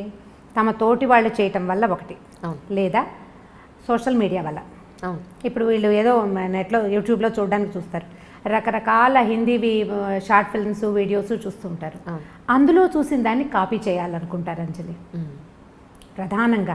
ఇప్పుడు మనం యూట్యూబ్లోనే ఇవన్నీ రకరకాల ప్రోగ్రాములు చేస్తున్నాం. ఇప్పుడు దీంతో పాటు మనం ఏదో సంస్కారాలు వీటిని గురించి తెలియజేయాలని మనం అనుకుంటున్నట్టే ఫ్రీడమ్ని తెలియజేసేస్తున్నారు నానా రకాలుగా. ఇంగ్లీష్ వీడియోస్ కానీ హిందీ వీడియోస్ కానీ మీరు చూడండి, ఒక అమ్మాయి అబ్బాయి చాలా ఫ్రెండ్లీగా ఉండటం, వాళ్ళిద్దరు బెస్ట్ ఫ్రెండ్స్గా ఉండటం కోకొల్లలుగా కనపడతాయి. ఆడపిల్లలు ఇష్టారాజ్యంగా హెయిర్ కట్లు, చిన్నవి పొన్నవి బట్టలు వేసుకోవటమే మనం చూస్తాం. ఇప్పుడు మనం చూసిన పిల్ల న్యాచురల్లీ అది కాపీ చేయాలని అనుకుంటుంది. అది జరిగేదే కదా. అక్కడి నుంచి ఓ 10 మంది పిల్లలు చూసారనుకోండి, ఓ 2 పిల్లల తల్లులు కొంచెం ఫ్రీగా ఆలోచించేవాళ్ళు, పిల్లలు ఇష్టారాజ్యంగా పోనీ ఇవాళ రేపు ఫ్యాషన్ అని భావించేవాళ్ళు ఓ 2 చేయనిస్తారు. మిగిలిన 8 మందికి వాళ్ళ మీద ఫ్యాన్సీగా ఉంటుంది. వాళ్ళ ఒక 5-6 కష్టపడి ఎలాగో అందులో జ్వరపడతారు అనుకోండి, ఓ 2 ఉండిపోతాయి డక్లింగ్స్ వెనకాల. వీటికి ఏమనిపిస్తుంది, ఈ బాతులన్నీ ముందుకు పోతున్నాయి, నన్ను పోనివ్వటం లేదని పేరెంట్స్ మీద ఒక కచ్చా అయిష్టము ఏర్పడుతుంది. ఇప్పుడు ముందు పోతున్న ఈ 8 బాతుల్ని మనం ఏ రకంగా కంట్రోల్ చేయగలుగుతాం? మనం ఎక్కడ కట్ చేయాలి దాన్ని? ఎక్కడ కట్ చేయాలి? ముందు మనం మూలఛేదం చేసుకోవాల్సి వస్తుంది. దీనికి ఇక వేరే మార్గం ఏదీ లేదు. పల్లెటూళ్ళల్లో కూడా ఇందుకు భిన్నంగా లేరు. మీరంటే ఊళ్ళల్లో బాగుందనుకుంటున్నారేమో, నేను ఫ్రీక్వెంట్ పల్లెటూళ్ళు వెళ్తూనే ఉన్నాను కదా, నాకు బాగానే తెలుసు. అక్కడ కూడా ఎప్పుడు ఫోన్లలో ఉండే పిల్లలు, ఎంతసేపు చాటింగ్ చేసే పిల్లలు. మొన్న నేనేదో సినిమాకి వెళ్ళాను, సంవత్సరానికి ఒకసారి వెళ్తాం. సినిమాలో కూడా అమ్మాయి ఫోన్ చేసి నొక్కుతుంది స్టేటస్. నువ్వు సినిమా థియేటర్లో ఉన్న సంగతి ఎవరికైనా ఎందుకు తెలియచేయాలి? అసలు ఏమిటి, అదే పిచ్చి అయిపోయింది కదండి నిజంగానే. ఆ సినిమా ఎన్నిసార్లు అమ్మాయి ఫోన్ మోగుతుందో, పిల్ల నా పక్కన కూర్చున్న పిల్ల నొక్కుతూనే ఉంది. ఇక ఆ చీకట్లో దాని ప్రతిభా విశేషాలు ఏమిటో. అర్జునుడు ఎందుకు వెనికిరాడండి వాళ్ళ ముందు, ఎలా టకటకటకటక, అసలు ఎంత వేళ్ళకి ఎంత స్పీడో, నా కళ్ళు దాని వేళ్ళని పట్టుకోలేకపోయినాయి. నేను ఓల్డ్ అయ్యాను, అది మరీ యంగ్గా ఉందో. అమిత స్పీడ్, చకచక మెసేజ్ చేయడం, వెంటనే సమాధానం రావటం. సినిమాలో ఉన్నంతసేపు ఆ అమ్మాయి ఏదో ఒక మెసేజ్ పెడుతూనే ఉంది. పక్కన అమ్మాయి ఏం చేస్తున్నావు అని అడిగితే స్టేటస్ పెడుతున్నా. థియేటర్లో ఉన్నానని స్టేటస్ పెట్టాలా? నువ్వు సినిమా చూస్తావు, బజార్ వెళ్తావు, దానికి తోడు మనకి ఇప్పుడు గూగుల్ మ్యాప్ ఒకటి ఉంది. అంటే ఇది కరెక్టో కాదో నాకు తెలియదు, కానీ నేను ఎక్కడికి వెళ్ళినా అది నేను ప్రశ్నిస్తుంది, నువ్వు ఫలానా పాన్ షాప్ దగ్గర నుంచి అది నీకు నచ్చిందా అని. ఎగ్జాక్ట్లీ వాళ్ళకి దొరికిపోతున్నావు. అంటే ఒక కన్ను ఎప్పుడు మనల్ని చూస్తూ ఉంటుంది. మనం ప్రపంచాన్ని చూస్తూనే ఉన్నాం. ఇంత ప్రపంచంలో ఉన్న ఇన్ని రకాలు చూస్తున్నప్పుడు పిల్లలు దాన్ని కాపీ చేయాలనుకోవటం చాలా సహజం. ఎందుకంటే పిల్లలు కాపీ చేయటమే వాళ్ళ నేచర్. మనిషే కాపీ జీవి సరిగా చెప్పాలంటే. మనమే నేర్చుకుంటాం కదా, పిల్లలు ఇంకా ఎక్కువ నేర్చుకుంటారు. వాళ్ళు చూసేది ఏం చూస్తారో దాన్ని బట్టే వాళ్ళు అడుగుతుంటారు. ఫ్రీడమ్ ఇవ్వటము ఇవ్వకపోవటం అనేది దట్ పేరెంట్స్ తాలూకు ఉద్దేశాలు. కానీ మీరు మంచి స్కూల్లో చేరుస్తాము, ఇప్పుడు పెద్ద సర్కిల్ వెళ్ళే స్కూల్ అనుకుందాం, మన శక్తికి మించి కూడా ఒక్కొక్కసారి. ఇప్పుడు మిగిలిన వాళ్ళంతా ఒక వేషం వేస్తున్నప్పుడు మన బాతు పిల్లని ఆ వేషం వేయనివ్వకూడదంటే ఎలా కుదురుతుంది? నీకు స్కూల్ కావాలి, వేషం వద్దు అంటే సాగదు. మన లెవెల్ ఆఫ్ దీంట్లో ఉన్నప్పుడు మనకేమనిపిస్తుంది, అబ్బాయి ఇలా మరీ మిడిల్ క్లాస్ లెవెల్లో ఉన్నారు, హై క్లాస్ దాంట్లో చేరిస్తే పిల్లలకి ఎక్స్పోజర్ అదొక పెద్ద పదం. అవును. ఇప్పుడు ఈ ఎక్స్పోజర్ అనేది మంచి చెడు రెండు ఉంటాయి. మనం ఒకదానికి ఒప్పుకుని రెండో దానికి అబ్బాయి నో అనడానికి అసలు కుదరదు. అదే కదా, అది కుదరదు. ఇక నువ్వు చేయకూడదు. మీరు ఎక్కడ మార్చాలి దీన్ని? నేను అందుకే మూలఛేదం చేయటం ఇది అని చెప్తున్నాను. మీరు ఎక్కడి నుంచి మారాలి? ముందు మారాల్సింది ఎవరు కదా? మరి అలా కాదు. మరి ఇప్పుడు బాగా చదివించాలనే ఉద్దేశంతో ఒక మంచి స్కూల్లో వేద్దాం, మనకి ఇన్కమ్ లేకపోయినా సరే ఏదో కష్టపడి చేద్దామని జాయిన్ చేస్తుంటే చదువు కాకుండా మిగిలిన విషయాల్ని నేర్చుకుంటున్నారు తప్ప చదువు నేర్చుకుని రావట్లేదు. చదువు నేర్చుకుంటారు ఇప్పుడు. ఇది ఎలా ఉందంటే వర్షం పడాలి, నేను అనుకున్న చోటే, నేను ఎక్కడ తవ్వాను అక్కడే పడాలంటే ఎలా కుదురుతుందండి? మన దగ్గర తప్పు లేదు, మనం చేస్తున్నదే పొరపాటు కాదా? అవునా కాదా? అంతేనంటారా? ఖచ్చితంగా. ఇప్పుడు మీరు సూటిగా అడిగారు, సూటైన సమాధానం కావాలంటే మీకు ఇది సూటైన సమాధానం. మీకు వర్షం, మీరు వాన ప్రార్థించి ఒక చిన్న మబ్బుని, ఒక తునకని నేను ఇక్కడ తవ్వాను, నేను ఇక్కడ పదును చేసి పెట్టుకున్నాను, ఇక్కడే వాన కురునైనా అని మనం అడగగలమా? పోనీ అలా అడిగినా కూడా అక్కడెక్కడో పైన పడే మేఘానికి ఎలా కంట్రోల్ ఉంటుంది? చుట్టుపక్కల అన్ని చోట్ల పడుతుంది. అది అన్ని చోట్లకి పడవలసిందే. మీరు కంట్రోల్ చేయాల్సింది ఎక్కడంటే ముందు మనకి అత్యాశలు ఉన్నాయి చూడండి, వాటి దగ్గర కంట్రోల్ చేయాలి. ఏమన్నా హై ఎక్స్పెక్టేషన్స్, గ్రేట్ ఎక్స్పెక్టేషన్స్ని కొద్దిగా మినిమైజ్ చేయాలి, తగ్గించుకోవద్దు. కొంచెం మినిమైజ్ చేస్తే అప్పుడు ఇవి కూడా మినిమైజ్ అవుతాయి. ఇవి మినిమైజ్ అవుతాయి. ఇప్పుడు మన పిల్ల కాపీ చేయడానికి స్కూల్లో ఒక్క పిల్ల, మనకు ఒక పిల్ల ఉంది, ఇది కాపీ చేయడానికి స్కూల్లో ఒక్క పిల్ల ఉంది అనుకోండి, ఒక పిల్లని పెద్దగా కాపీ చేయరు, ఊరికే సరదాగా ఉంటుంది, ఉత్సాహంగా ఉంటుంది, అలా చేయాలండి. మనం వద్దంటే మానుకుంటారు. ఆ 10 మంది పిల్లల్లో 7 అలాంటి వాళ్ళే అయితే ఈ 3 బాతు పిల్లల్ని మనం కంట్రోల్ చేయలేకపోతాం. మరి 10 ఉన్న చోట జాగ్రత్తగా సెలెక్ట్ చేసుకోవాలి. మీరు సెలెక్ట్ చేసుకునే స్కూల్స్, మనం పిల్లల్ని పంపించే సోషల్ ఎన్వైర్న్మెంట్ ఎలా ఉంది, మన వాళ్ళు ఏం చూస్తున్నారు, దానిని బట్టే పిల్లల ఆలోచన విధానం ఉంటుంది. అంతే. ఈ స్వేచ్ఛ విషయంలో ఏం చెప్తారు మీరు? ఏది స్వేచ్ఛ, ఏది విచ్చలవిడతనం అని అంటే అది ఎలా తెలుస్తుంది? ఇప్పుడు మరి పిల్లలు ప్రైవసీ కావాలంటున్నారు కదా, మాకంటూ ప్రైవసీ కావాలి. ఒక 13 ఏళ్ళు 14 ఏళ్ళు వచ్చేసాయంటే మేము టీనేజర్స్ని, లేదు 18 ఏళ్ళు వచ్చేసాయంటే మేము మేజర్ అయిపోయాం, మాకు ప్రైవసీ కావాలి అంటున్నారు. అప్పుడు పిల్లలతోటి మాట్లాడుకుంటూ ఉండాలి. పిల్లలకి అవసరాలు ఉంటాయి. ఇప్పుడు ఎప్పటిదాకా ఉంటాయి? కనీసం బాగా సంపాదన పరులు అయ్యేదాకా కొన్ని అవసరాలు, సంపాదన పరులు అయ్యాక కూడా మోరల్గా అవసరాలు ఉంటాయి. ఇప్పుడు మనం లవ్ మ్యారేజెస్ తీసుకుందాం ఈ విషయంలో. నేను నా ఇష్టము, నాకు నచ్చింది, నా జీవితము, ఇది నా జీవితము, నా జీవితం అనే డైలాగ్ మనం బాగా తరచుగా వింటాం. ఈ నీ జీవితం ఎవరో పెళ్లి చేసుకున్న తర్వాత ఏదైనా సమస్య రాగానే వెంటనే అమ్మా నాన్న గుర్తొస్తారు. ఈ అమ్మా నాన్న గుర్తురాని తనం ఉంటే అప్పుడు అది నీ జీవితం అవుతుంది. ఇక ఏదైనా సమస్య రాగానే వెంటనే అమ్మా నాన్నలు ఎంటర్ అవుతారు, లేదా వీళ్ళే వెనక్కి వచ్చి పరిగెత్తుకుంటూ వచ్చేస్తారు కదా. వీళ్ళు పరిగెత్తుకొస్తారు, మా అమ్మా నాన్న కూడా అయ్యో పిల్ల సమస్యల్లో ఉందని దగ్గరికి తీసేస్తారు. ఇప్పుడు ఇది మనం చిన్నప్పటి నుంచి అలవాటు చేయాలని నేను అనుకుంటానండి. వాడు ఏదో పడ్డాడు, మా పిల్లాడు కింద పడంగానే వాడిని ఎత్తుకొచ్చేసి వాడిని కదలనీయకుండా నోట్లో అన్నం పెట్టేసి కాళ్ళు కట్టేసి వాడు బాత్రూమ్కి వెళ్తానంటే ఎత్తుకు తీసుకెళ్ళకుండా కుంటితే కుంటాడని వదిలిపెట్టేసి ప్లేట్లో అన్నం కలిపి చేతిలో పెట్టి నీ దారి నువ్వు తిను అని కనుక వదిలిపెడుతుంటే పడిన తర్వాత వాడు ఇప్పుడు తన ఆడుకుని పడ్డాడు, వాడు ఇండిపెండెంట్గా అవ్వటానికి అవకాశం ఉంటుంది. రేపొద్దున ఏదైనా సమస్య వస్తే నేను మళ్ళీ అమ్మా నాన్న దగ్గరికి వస్తే వీళ్ళు చచ్చినట్టు చేస్తారనే నమ్మకాన్ని పిల్లలకి ఇవ్వకూడదు. స్వేచ్ఛ కావాలంటే నువ్వు తీసుకో, ఏ ప్రాబ్లం వచ్చినా నువ్వు నన్ను పిలవకూడదు, నీ అంతటి నువ్వు చేసుకోగలవా? ఓకే, నేను నెలకి ఇంత సంపాదించి చూపించు నువ్వు నాకు, ఏది ఈ పని చేసి డబ్బులు తీసుకో నువ్వు.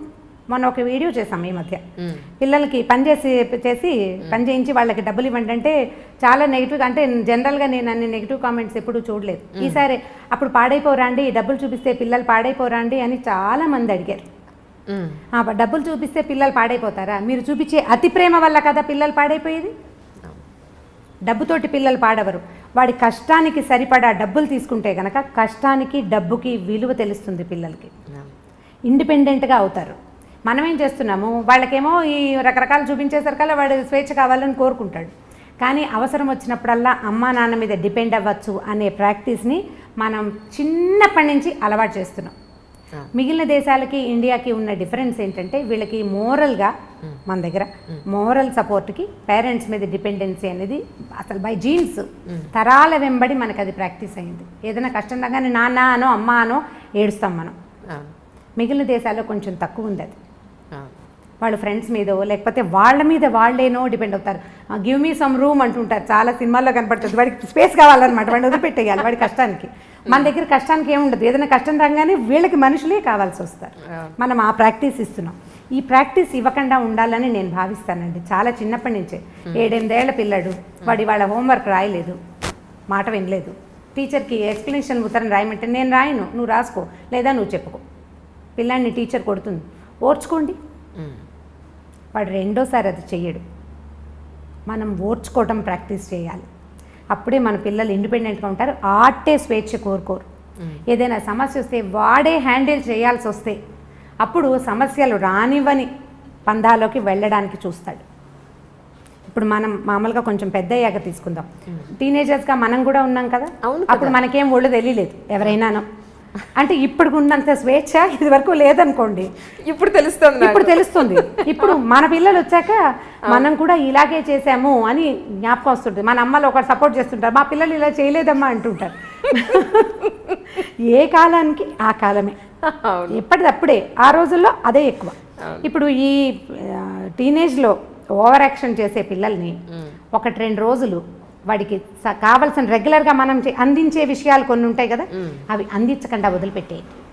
ఓకే, ఇది ఒక సొల్యూషన్ కింద వాడుకోండి. అయితే పిడికి బియ్యానికి ఒకే మంత్రంలాగా అన్నిటికీ ఇదే చేయకూడదు. ఓకే, అన్నిటికీ కాదు. టీనేజ్ పిల్లాడంటే 16 ఏళ్ళు 18 ఏళ్ళు అనుకోండి, వాడికి మార్నింగ్ ఎవరో ఒకళ్ళు నిద్ర లేపాలి, కాఫీయో టీయో పాలో ఎవరో ఒకళ్ళు ఇవ్వాలి. వాడంతటి వాడు ఏం చెయ్యడు. వాడి బట్టలు ఇస్త్రీలో ఉండాలి, లేకపోతే వాడి షూస్కి సాక్స్కి అంటే లంగర్ అందదు కదా, అవి ఎక్కడో ఇవి ఎక్కడో ఉంటాయి. ఆ రెండింటిని సింక్రనైజ్డ్గా తల్లులు పెడుతుంటారు సాధారణంగా. ఈ సింక్రనైజేషన్లో అవి చెయ్యొద్దు. చేయకుండా వాడే వెతుక్కుని, వాడే తీసుకుని, వాడే టవల్ ఆరేసుకుని, వాడే టవల్ తీసుకుని ఇలాంటి పనులు కొద్ది రోజులు కనుక చేయనిస్తే కొంత బుద్ధి వస్తుంది. ఇది నాకు ప్రాక్టికల్గా తెలుసు. యూనివర్సిటీకి వెళ్ళకముందు, ఖరగ్పూర్ వెళ్ళకముందు మా అబ్బాయికి, వెళ్ళి 2 ఏళ్ళ తర్వాత మా అబ్బాయికి చాలా డిఫరెన్స్ ఉంది. ఎంత డిఫరెన్స్ అంటే హస్తిమశకాంతరాన్ని నేను గమనించాను. నేను ఎక్కడైనా కూర్చుంటే లేదా మంచినీళ్ళు అమ్మ నువ్వు లేవకు నేనే తీసుకుంటాను. అంతకుముందు అమ్మ మంచినీళ్ళు, అమ్మ అమ్మ అమ్మ అమ్మ ఇక అమ్మ పాటకి అంతులేని పాటగా ఉండేది, దానికి అంత వచ్చింది. నువ్వు లేవట్లేదు, తలుపు కొట్టినా వాడు అన్నం తింటూ లేచి తలుపు తీయటానికి రెడీ అయిపోతున్నాడు. సో డిఫరెన్స్ ఖచ్చితంగా వస్తుంది. వాడే చేసుకోవాల్సి వస్తే వాళ్ళకి కొంత జ్ఞానం వస్తుందండి. మన దగ్గర ఉన్న పిల్లల్ని మీరు ఇలా చేసి చూడండి. ఈ పని మనం 9 ఏళ్ల పిల్లలకి దగ్గర నుంచి స్టార్ట్ చేయొచ్చు. 9 లోపల డిపెండెన్సీ ఉంటుంది. చిన్న పిల్లలు 9 నుంచి వీళ్ళకి ప్రీ టీన్స్ మొదలైపోతాయి ఖచ్చితంగా. ఆడ మగ కూడా.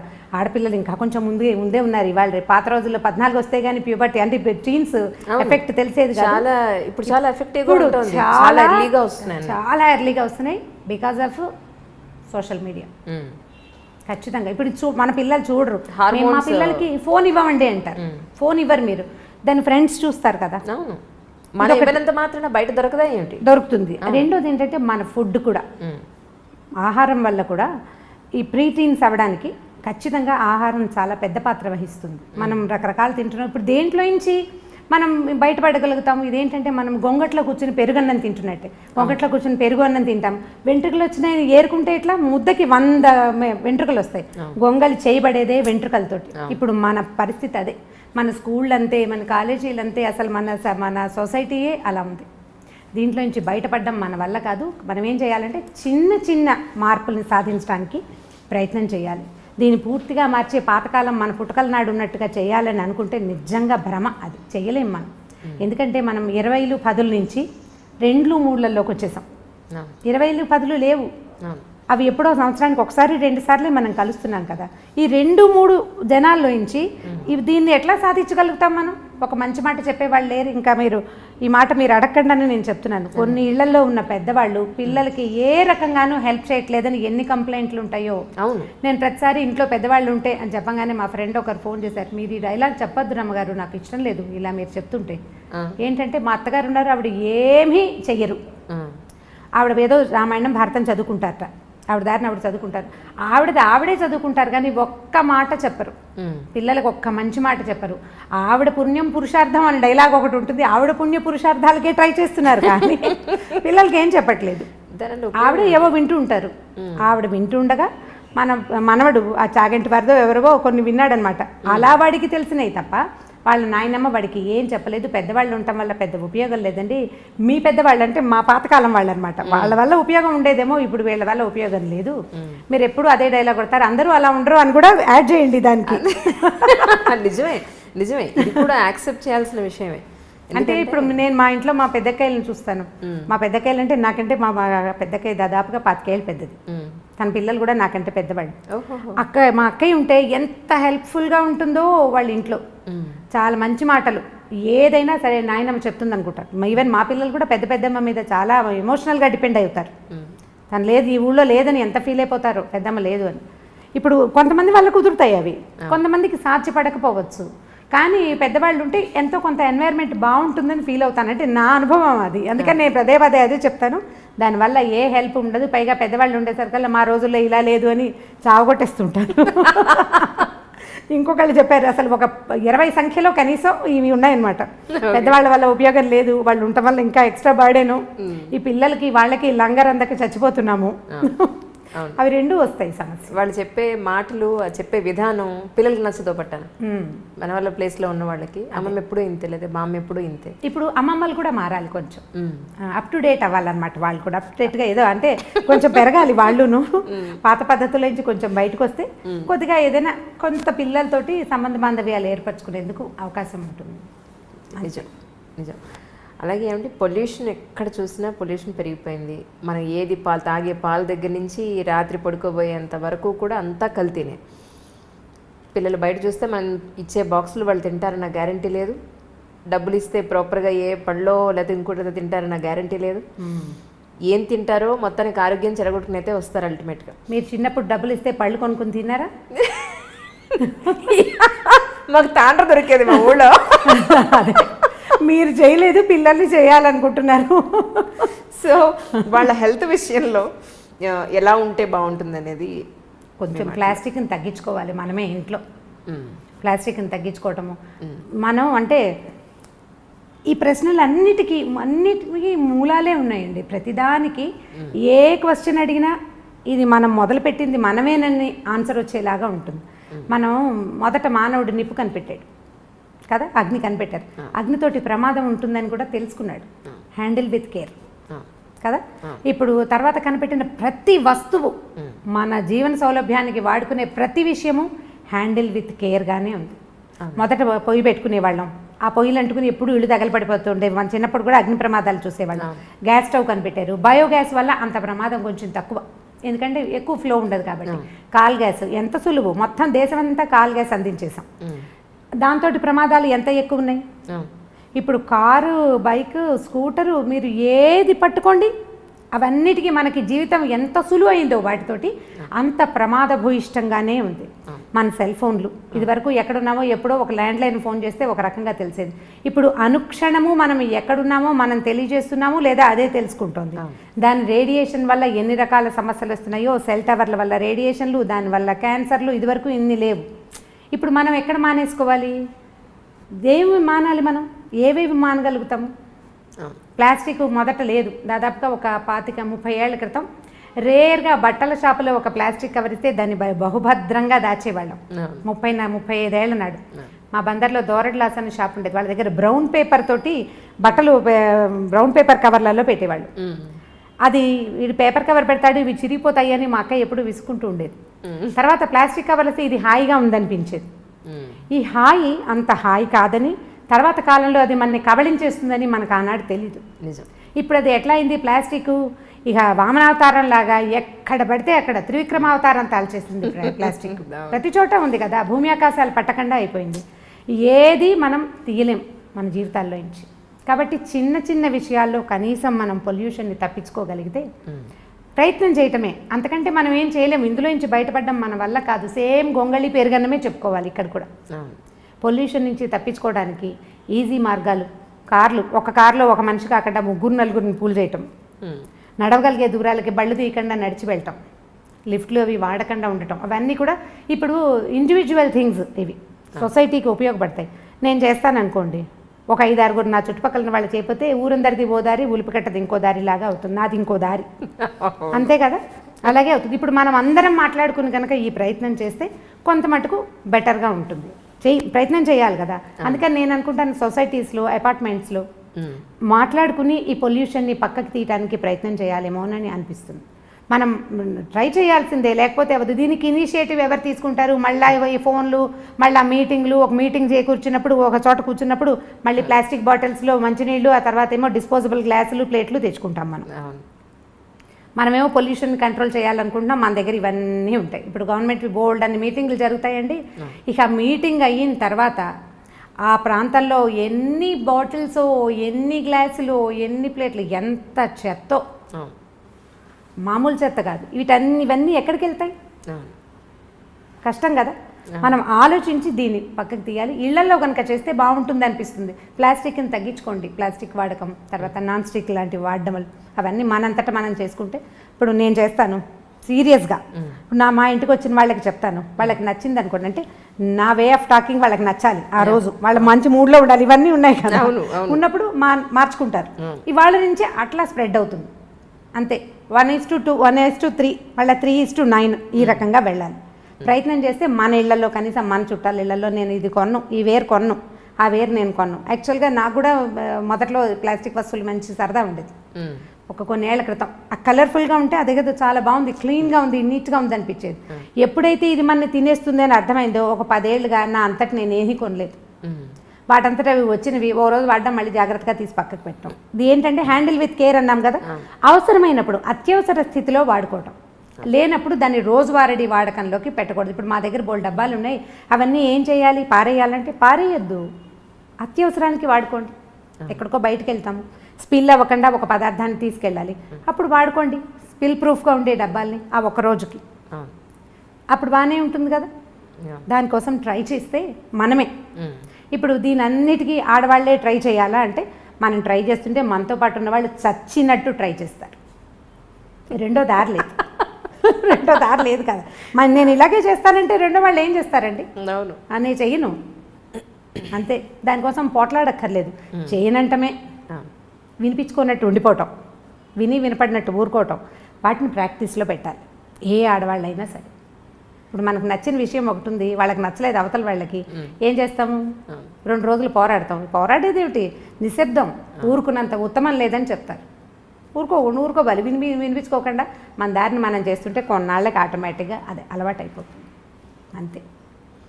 కానీ ఎంత కష్టం మాట్లాడకుండా, మనకు కోపం వచ్చినప్పుడు, మనకి యాంటీగా ఒక విషయం జరుగుతున్నప్పుడు, మనకు నచ్చంది జరిగినప్పుడు ఒక మాట అనకుండా కామ్గా ఉండాలంటే చాలా కష్టం కదండి. చాలా కష్టం. మీ వాళ్ళ అమ్మగారు ఏం చేసి ఉంటారో ఆలోచిస్తే ఈజీగా అనిపిస్తుంది. ఓకే, నిజంగా. ఎందుకంటే ఇప్పుడు మనకి లైఫ్ సులువైపోయింది కదా అంజలి. నిజంగా ఎంత ఈజీ అయింది. సింపుల్గా బళ్ళ మీద, కార్ల మీద వెళ్ళిపోతున్నాం.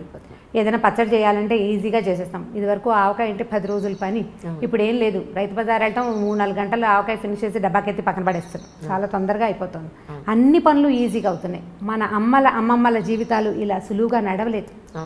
చాలా స్ట్రగుల్ అయ్యేవారు, చాలా శ్రమ పడేవాళ్ళు, బోల్డ్ అంతా పని చేసేవాళ్ళు, అలుపు సులుపు లేకుండా ఉండేవాళ్ళు. నిజం, అలుపు లేకుండా ఉండి తర్వాత మరి నెక్స్ట్ డే నడవాలి కదా.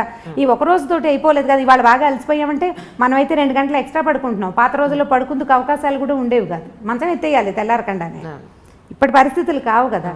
వాళ్ళని ఒకసారి తలుచుకుంటూ ఉంటే మన ముందు తరం వాళ్ళు ఎంత స్ట్రగుల్ అయ్యారో ఆలోచిస్తే ఇది ఈజీగా అనిపిస్తుందని నేను అనుకుంటాను. నేను మా మదర్ని బాగా తలుచుకుంటా ఆ విషయంలో, మా నాయనమ్మని కూడా. ఎలా వీళ్ళు సర్దుకున్నారు, ఎట్లా వీళ్ళు చేయగలిగారు. మా పెద్దక్కయ్యలు 3 కూడా ఎప్పుడూ నాకు ఫ్యాసినేషన్ వాళ్ళ మీదే ఉంటుంది. వీళ్ళు ఎలా చేశారు అని. పొయ్యి మీద వంట చేసుకోవటం, 20 మంది 15 మంది పిల్లలు, ఇంటి నిండా పిల్లలు, ఓ పిల్లకి జ్వరం, ఓ పిల్లకి తలనొప్పి, ఇంకో దానికి ఇంకోటి ఏమిటో, ఒకటి పడి కాలికి దెబ్బలు కొట్టుకుంటారు. ఇంతమందిని హ్యాండిల్ చేస్తూ నిజము హ్యాండిల్ చేస్తూ అసలు ఇల్లు పెద్ద పెద్ద ఇల్లు, బాత్రూములు ఎక్కడో బాత్రూములు. అవును, ఇప్పుడు బెడ్రూమ్లో ఉండేవి కాదు కదా. బెడ్రూమ్ ఏంటి అసలు ఇంటికి దగ్గర కాదు. ఇల్లు ఎక్కడో, బాత్రూమ్ ఎక్కడో బాత్రూమ్. ఎంత అవస్థగా ఉండేదో, ఎంత కష్టపడేవాళ్ళు. వాళ్ళు ఎలా చేయగలిగారు? ఎప్పుడు చూసినా నవనవలాడుతూ పక్కపక్కలాడుతూ బాగానే ఉండేవాళ్ళు, రకరకాల పనులు చేసుకుంటూ. నేను వాళ్ళని ఎప్పుడూ తలుచుకుంటాను. నేను వాళ్ళతో పోలిస్తే 100 పని చేయట్లేదు అనిపిస్తుంది ఇప్పుడు. కరెక్ట్. వాళ్ళు అలా పోల్చుకుంటే కనుక మీకు సహనం ఆటోమేటిక్గా వస్తుంది. First of all self pity పోగొట్టుకోవాలి. ఇప్పుడు ఆడపిల్లలకి పెద్ద జబ్బు అదే. అవునండి, చాలా పెద్ద జబ్బు. నేను ఎంత కష్టపడుతున్నానో అన్న వాక్యం మర్చిపోతే ఏముండదు, ఈజీగా ఉంటుంది. మీరు ఆలోచించి చూడండి ఒకసారి. మీరు చెప్తుంటే నేను ఊహిస్తున్నాను. యాక్చువల్లీ మీరు చెప్పిన దాంట్లో నేను కూడా ఉన్నాను. ఇంత చేస్తాను, వీళ్ళెవరికి బుద్ధి జ్ఞానం లేదు, ఒకళ్ళు చేసి చావట్లేదనే ఒక ఫీలింగ్లోనే మొదట్లో ఉద్యోగాలు తీసుకునే కొత్తలో జాబ్ సరదాగా మొదలు పెడతారు. చదువుకున్నాం, ట్రై చేసాం, జాబ్ వచ్చింది. తర్వాత దాని మించి మనం బోలంత రెవెన్యూ సాధిస్తాం, అందరికీ ఉపయోగపడుతూ ఉంటుంది. ఇప్పుడు మనకి పని బాగా చేసేస్తాం ఖాళీగా ఉండేసరికి, అందులో కొంచెం ముందుకెళ్తాం, ఉద్యోగంలో ముందుకెళ్తాం. మనకు ఒక చిన్న సాటిస్ఫాక్షన్, లోపల ఒక ఈగో సాటిస్ఫై అవుతూ ఉంటుంది. కొన్నాళ్ళు పోయాక ఈ పని చేయలేను, నా వల్ల కాదు అని ఆఫీస్లో చెప్పడానికి కూడా మనకు ప్రాణం ఒప్పదు. ఎందుకంటే లోపల ఒక యుగోని, ఆత్మారాముడిని సంతృప్తిపరచాలి కదా. ఆత్మారాముడు అంటే ఆకలే కాదు, మన ఆత్మకి మనం అలవాటు చేసినటువంటి సంతోషం, దాంట్లోంచి బయటపడాలని ఉండదు మనకి. ఈ కొన్నాళ్ళు పోయిన తర్వాత ఆత్మారాముడికి అయ్యో పాపం అనిపించడం మొదలుపెట్టింది. నిజంగానే అవును అంతే. ఇప్పుడు ఒక 8-10 ఏళ్ల జాబ్ తర్వాత మీకు ఎన్ని బర్డెన్స్ వచ్చినా, ఎన్ని ఇబ్బందులు వచ్చినా మీకు ఉద్యోగం మాందామని ఉండదు. మొదటిది ఆ వస్తున్న డబ్బు, దానివల్ల ఉన్న ఉపయోగాలు అవి పెద్దగా కనపడతాయి. వీటన్నిటిని మించిన అద్భుతమైన విషయం ఏంటంటే సాటిస్ఫాక్షన్. దేన్ని సాటిస్ఫై చేస్తున్నాము మనం? ఈగోని, ఆత్మ తృప్తి, దాన్ని పోగొట్టుకుందామని ఉండదు. అందుకని చేయలేకపోతాము. అప్పుడు మన మీద మనం జరప ఆత్మారాముడికి జాలేస్తుంది అనమాట మన మీద. ఈ జాలేసేసరికి ఏమవుతుంది, మనం సెల్ఫ్ పిటీకి లోనయ్యి అవతల వాళ్ళని ఇబ్బంది పెడుతూ ఉంటాం. మీరు ప్రతి వాళ్ళు, ఇది వింటున్న ప్రతి వాళ్ళు, నా సెల్ఫ్ పిటీ తోటి నేను ఎవరెవరిని ఇబ్బంది పెడుతున్నాను అని కనుక ఆలోచించి లిస్ట్ రాస్తే మీరు ఊహించలేనంత పెద్ద లిస్ట్ వస్తుంది. చాలా పెద్దది ఆ లిస్టు. నేను కష్టపడుతున్నాను అని మొదట మన అమ్మల నాన్నల దగ్గర నుంచి అందరినీ ఇబ్బంది పెడతాం మనం. మనకు తెలియకుండానే హర్ట్ చేస్తాం. దానికి లోన్ అవుతున్నది మనము, సెల్ఫ్ పిటీకి లోన్ అయ్యేది మనమైతే దానివల్ల సఫర్ అయ్యేది మిగిలిన వాళ్ళు అవుతారు. మొట్టమొదట తీసేయాలి. ప్రతి ఉద్యోగస్తులైన వాళ్ళు, ప్రతి ఆడవాళ్ళు, నేను ఇంట్లో ఎంతో కష్టపడుతున్నాను అనే డైలాగ్ని మర్చిపోవాలి. ఎవడి వంతు పని వాడు చేసుకుంటూ జీవితాన్ని ముందుకు తీసుకెళ్ళాలి. మీరు ఎట్లా అనుకుంటే చెట్లు చేమలు కూడా సెల్ఫ్ పిటీతోటి బాధపడాలి. వాళ్ళకి వాటికి మనకి పెద్ద తేడా ఏం లేదు. వాటి పని అవి చేస్తున్నాయి, మన పని మనం చేస్తున్నాం. ఇలా కనుక అనుకుంటే మీకు సెల్ఫ్ పిటీ రాదు, మీరు ఇంకా ముందుకెళ్ళగలుగుతారు.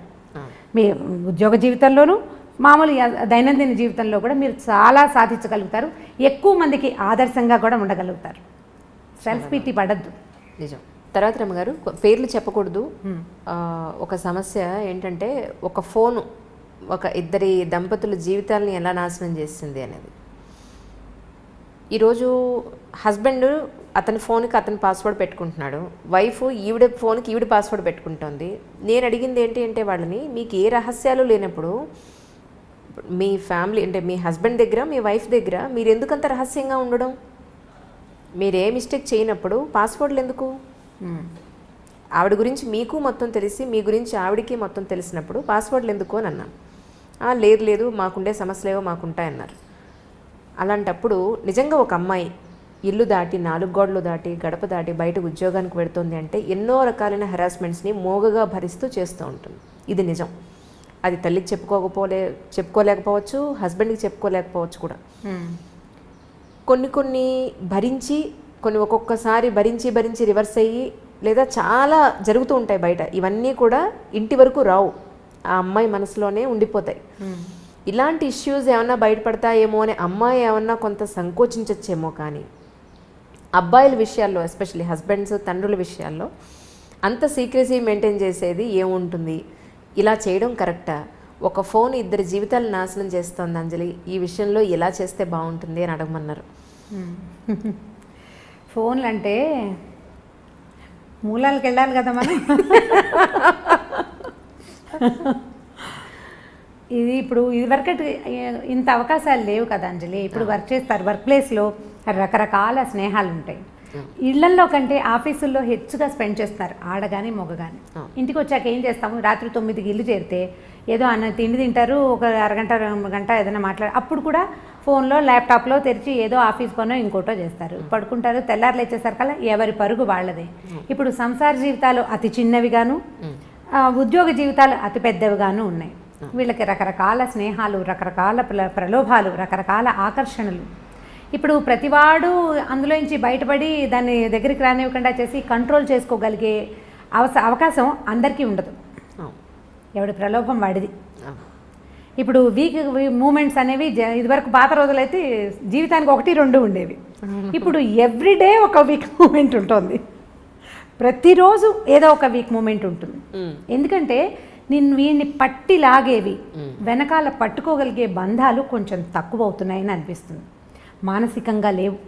మానసికమైన బంధాలు దృఢత్వం లేకపోవటం వల్ల వీళ్ళు ప్రలోభపడడానికి హెచ్చుగా అవకాశం కనిపిస్తోంది. ఇప్పుడు ఆడవాళ్ళు మగవాళ్ళు కూడా. ఇందులో మగవాళ్ళు ఇలా చేస్తున్నారు, ఆడవాళ్ళు చేయటం లేదని మీరు అనుకోకండి. నేను ఫెమినిజంకి నేను బాగా వ్యతిరేకిని. ఎందుకంటే ఇప్పుడు ఆడవాళ్ళు ఏం చేయట్లేదు, ప్రతిసారి ఆడవాళ్ళే విక్టిమ్స్గా లేరు. అవును ఏం లేరు. మనం పేపర్ తెరిస్తే ఇప్పుడు వాళ్ళు దుర్మార్గులుగానే కనిపిస్తున్నారు, వీళ్ళు దుర్మార్గులుగానే కనిపిస్తున్నారు. సొంత పిల్లల్ని చంపేస్తున్న వాళ్ళు, పాముల్లాగా పెట్టిన గుడ్లని మింగేసేవాళ్ళు ఎంతమంది ఉన్నారు. మంచి అటు ఇటు కూడా ఉంది, చెడు కూడా ఉంది. ఇదివరకు కొద్దిగా తక్కువ ఉండేది పాత రోజుల్లో, ఇప్పుడు విశృంఖలత పెరిగింది. పిల్లలే కాదు, పెద్దవాళ్ళు కూడా దీనికి ఏమి అతీతులు కాదు.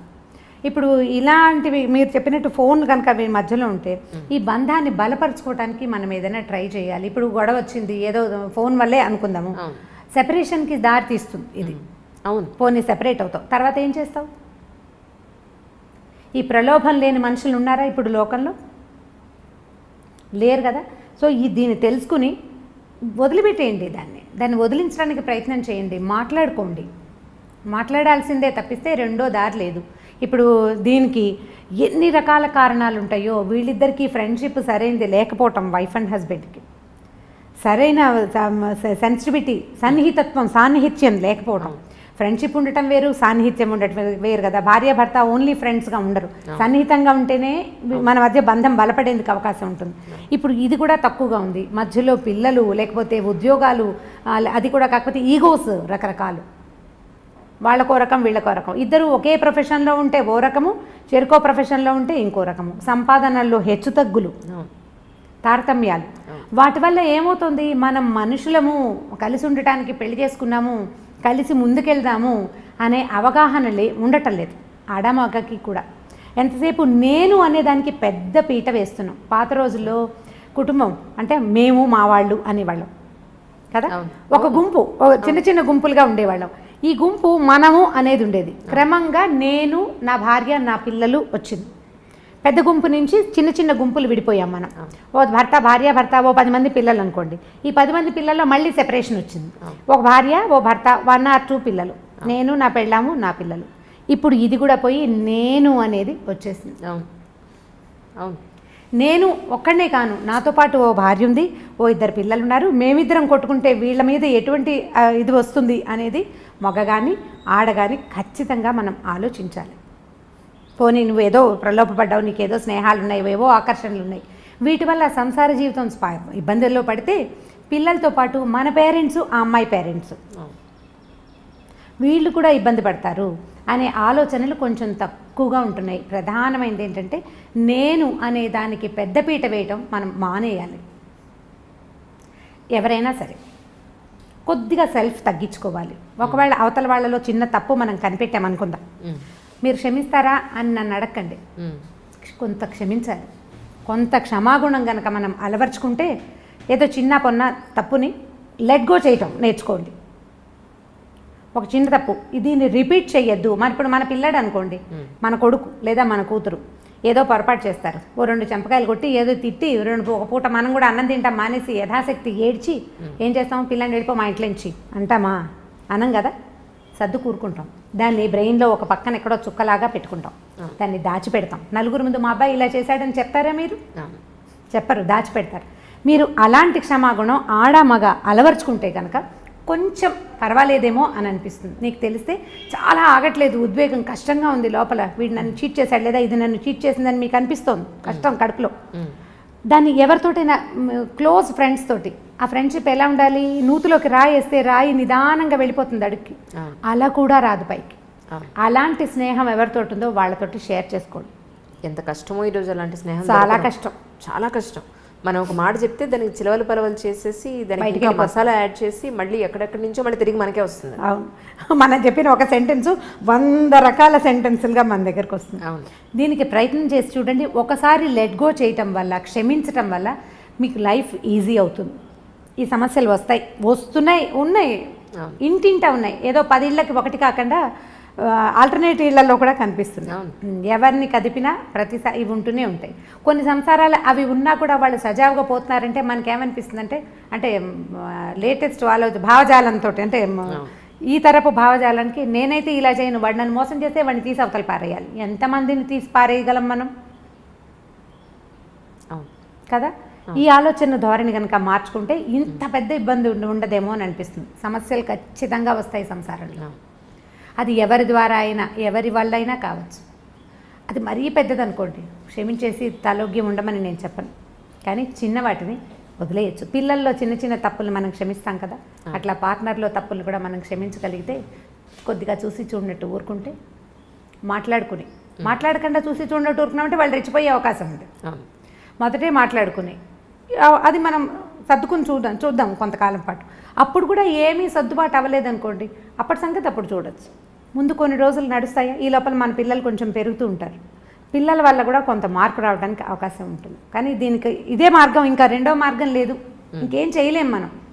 దీన్ని స్క్రూటినీ చేయటం వల్ల మనకు వచ్చే ఉపయోగం ఏమీ ఉండదని నేను ప్రగాఢంగా విశ్వసిస్తాను. ఈ విషయాన్ని ప్రధానంగా కడుపులో దాచుకోలేకపోతాం, కష్టంగా ఉంటుంది, దాన్ని షేర్ చేయటమే. లేదా మనకు ఒక పాత మెథడ్ ఉందండి, ఒక మంచి పలక బలపం కొనుక్కోండి, చక్కటిది బాగా రాయాలి అది. అప్పుడు చక్కగా పలక మీద మీకు తెలుగు వస్తే తెలుగులో మీకు నోటికి వచ్చినన్ని తిట్లు రాసుకోండి, తర్వాత పలక చెరిపేయండి. మీరు ఎలా మోసపోయారో కూడా దాని మీద రాయండి. ఒకసారి రాస్తే కచ్చ తీరలేదు అనుకోండి, 2-3 సార్లు రాయండి, తర్వాత మీకు రాయటం పట్ల విసుగొస్తుంది. మొదట రాసిన సెంటెన్స్లు తర్వాత మీరు రాయలేకపోతారు, మెల్లిగా లోపలున్న కచ్చ తగ్గిపోతుంది.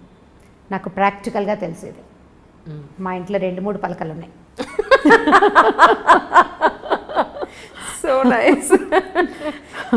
పేపర్ మీద రాస్తే ఉండిపోతుంది, పలకైతే చెరిపేయచ్చు. పలకలకి ఇప్పుడు బాగా డిమాండ్ రావాలి.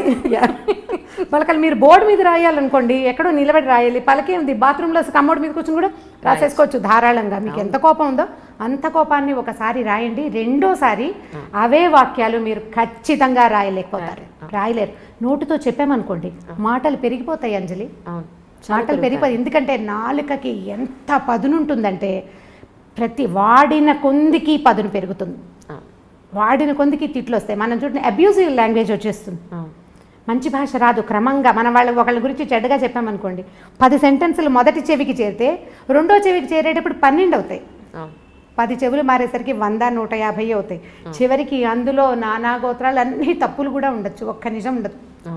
అదే మనం రాసామనుకోండి, మనకి ప్రధానమైంది చేతికి బ్రెయిన్కి అంత సింక్రనైజేషన్ ఉండదు ఎవరికైనాను. కొన్నిసార్లే రాస్తాం, అన్నిసార్లు రాయలేకపోతాం. పలక కొనుక్కోండి, మీరు ఎవరినైనా క్షమించగలరు, నాది హామీ, అంతే. ఇప్పుడు నమ్మకమే ప్రేమ అంటున్నారు, నమ్మకం లేని చోట ప్రేమ ఉండదు అంటున్నారు. అది కన్నా పిల్లల దగ్గరైనా చేసుకున్న హస్బెండ్ దగ్గరైనా ఏ ఇద్దరి సంబంధాల మధ్యలో నమ్మకమే ప్రేమ అని అంటున్నారు. ఒక ఫోన్ చూస్తే కానీ ఒక మనిషి క్యారెక్టర్ తెలియజేయలేకపోతున్నాం ఈ రోజున. హస్బెండ్ అయినా వైఫ్ అయినా పైకున్న ఆహార్యాన్ని బట్టో చక్కగా పద్ధతిగా ఉంది అని అనుకోవడానికి లేదు ఈ రోజున. లేదు, వాళ్ళ ఫోన్ చూస్తే వాళ్ళు ఏమిటో అర్థమవుతుంది అని అనుకునే స్టేజ్ వచ్చేసింది ఈ రోజున. సో ఇలాంటి పరిస్థితుల్లో మరి అసలు వీళ్ళు ఏం చేస్తున్నారు అని మన పిల్లల ఫోన్లు తీసుకుని మనం చూడకపోతే వాళ్ళు ఏంటో తెలియదు. తీరా చూస్తే మమ్మల్ని అనుమానిస్తున్నావా అంటారు. నిజంగా ప్రేమిస్తే మమ్మల్ని ఎందుకు అనుమానిస్తున్నావు అనే క్వశ్చన్ మళ్ళీ వాళ్ళ నుంచి.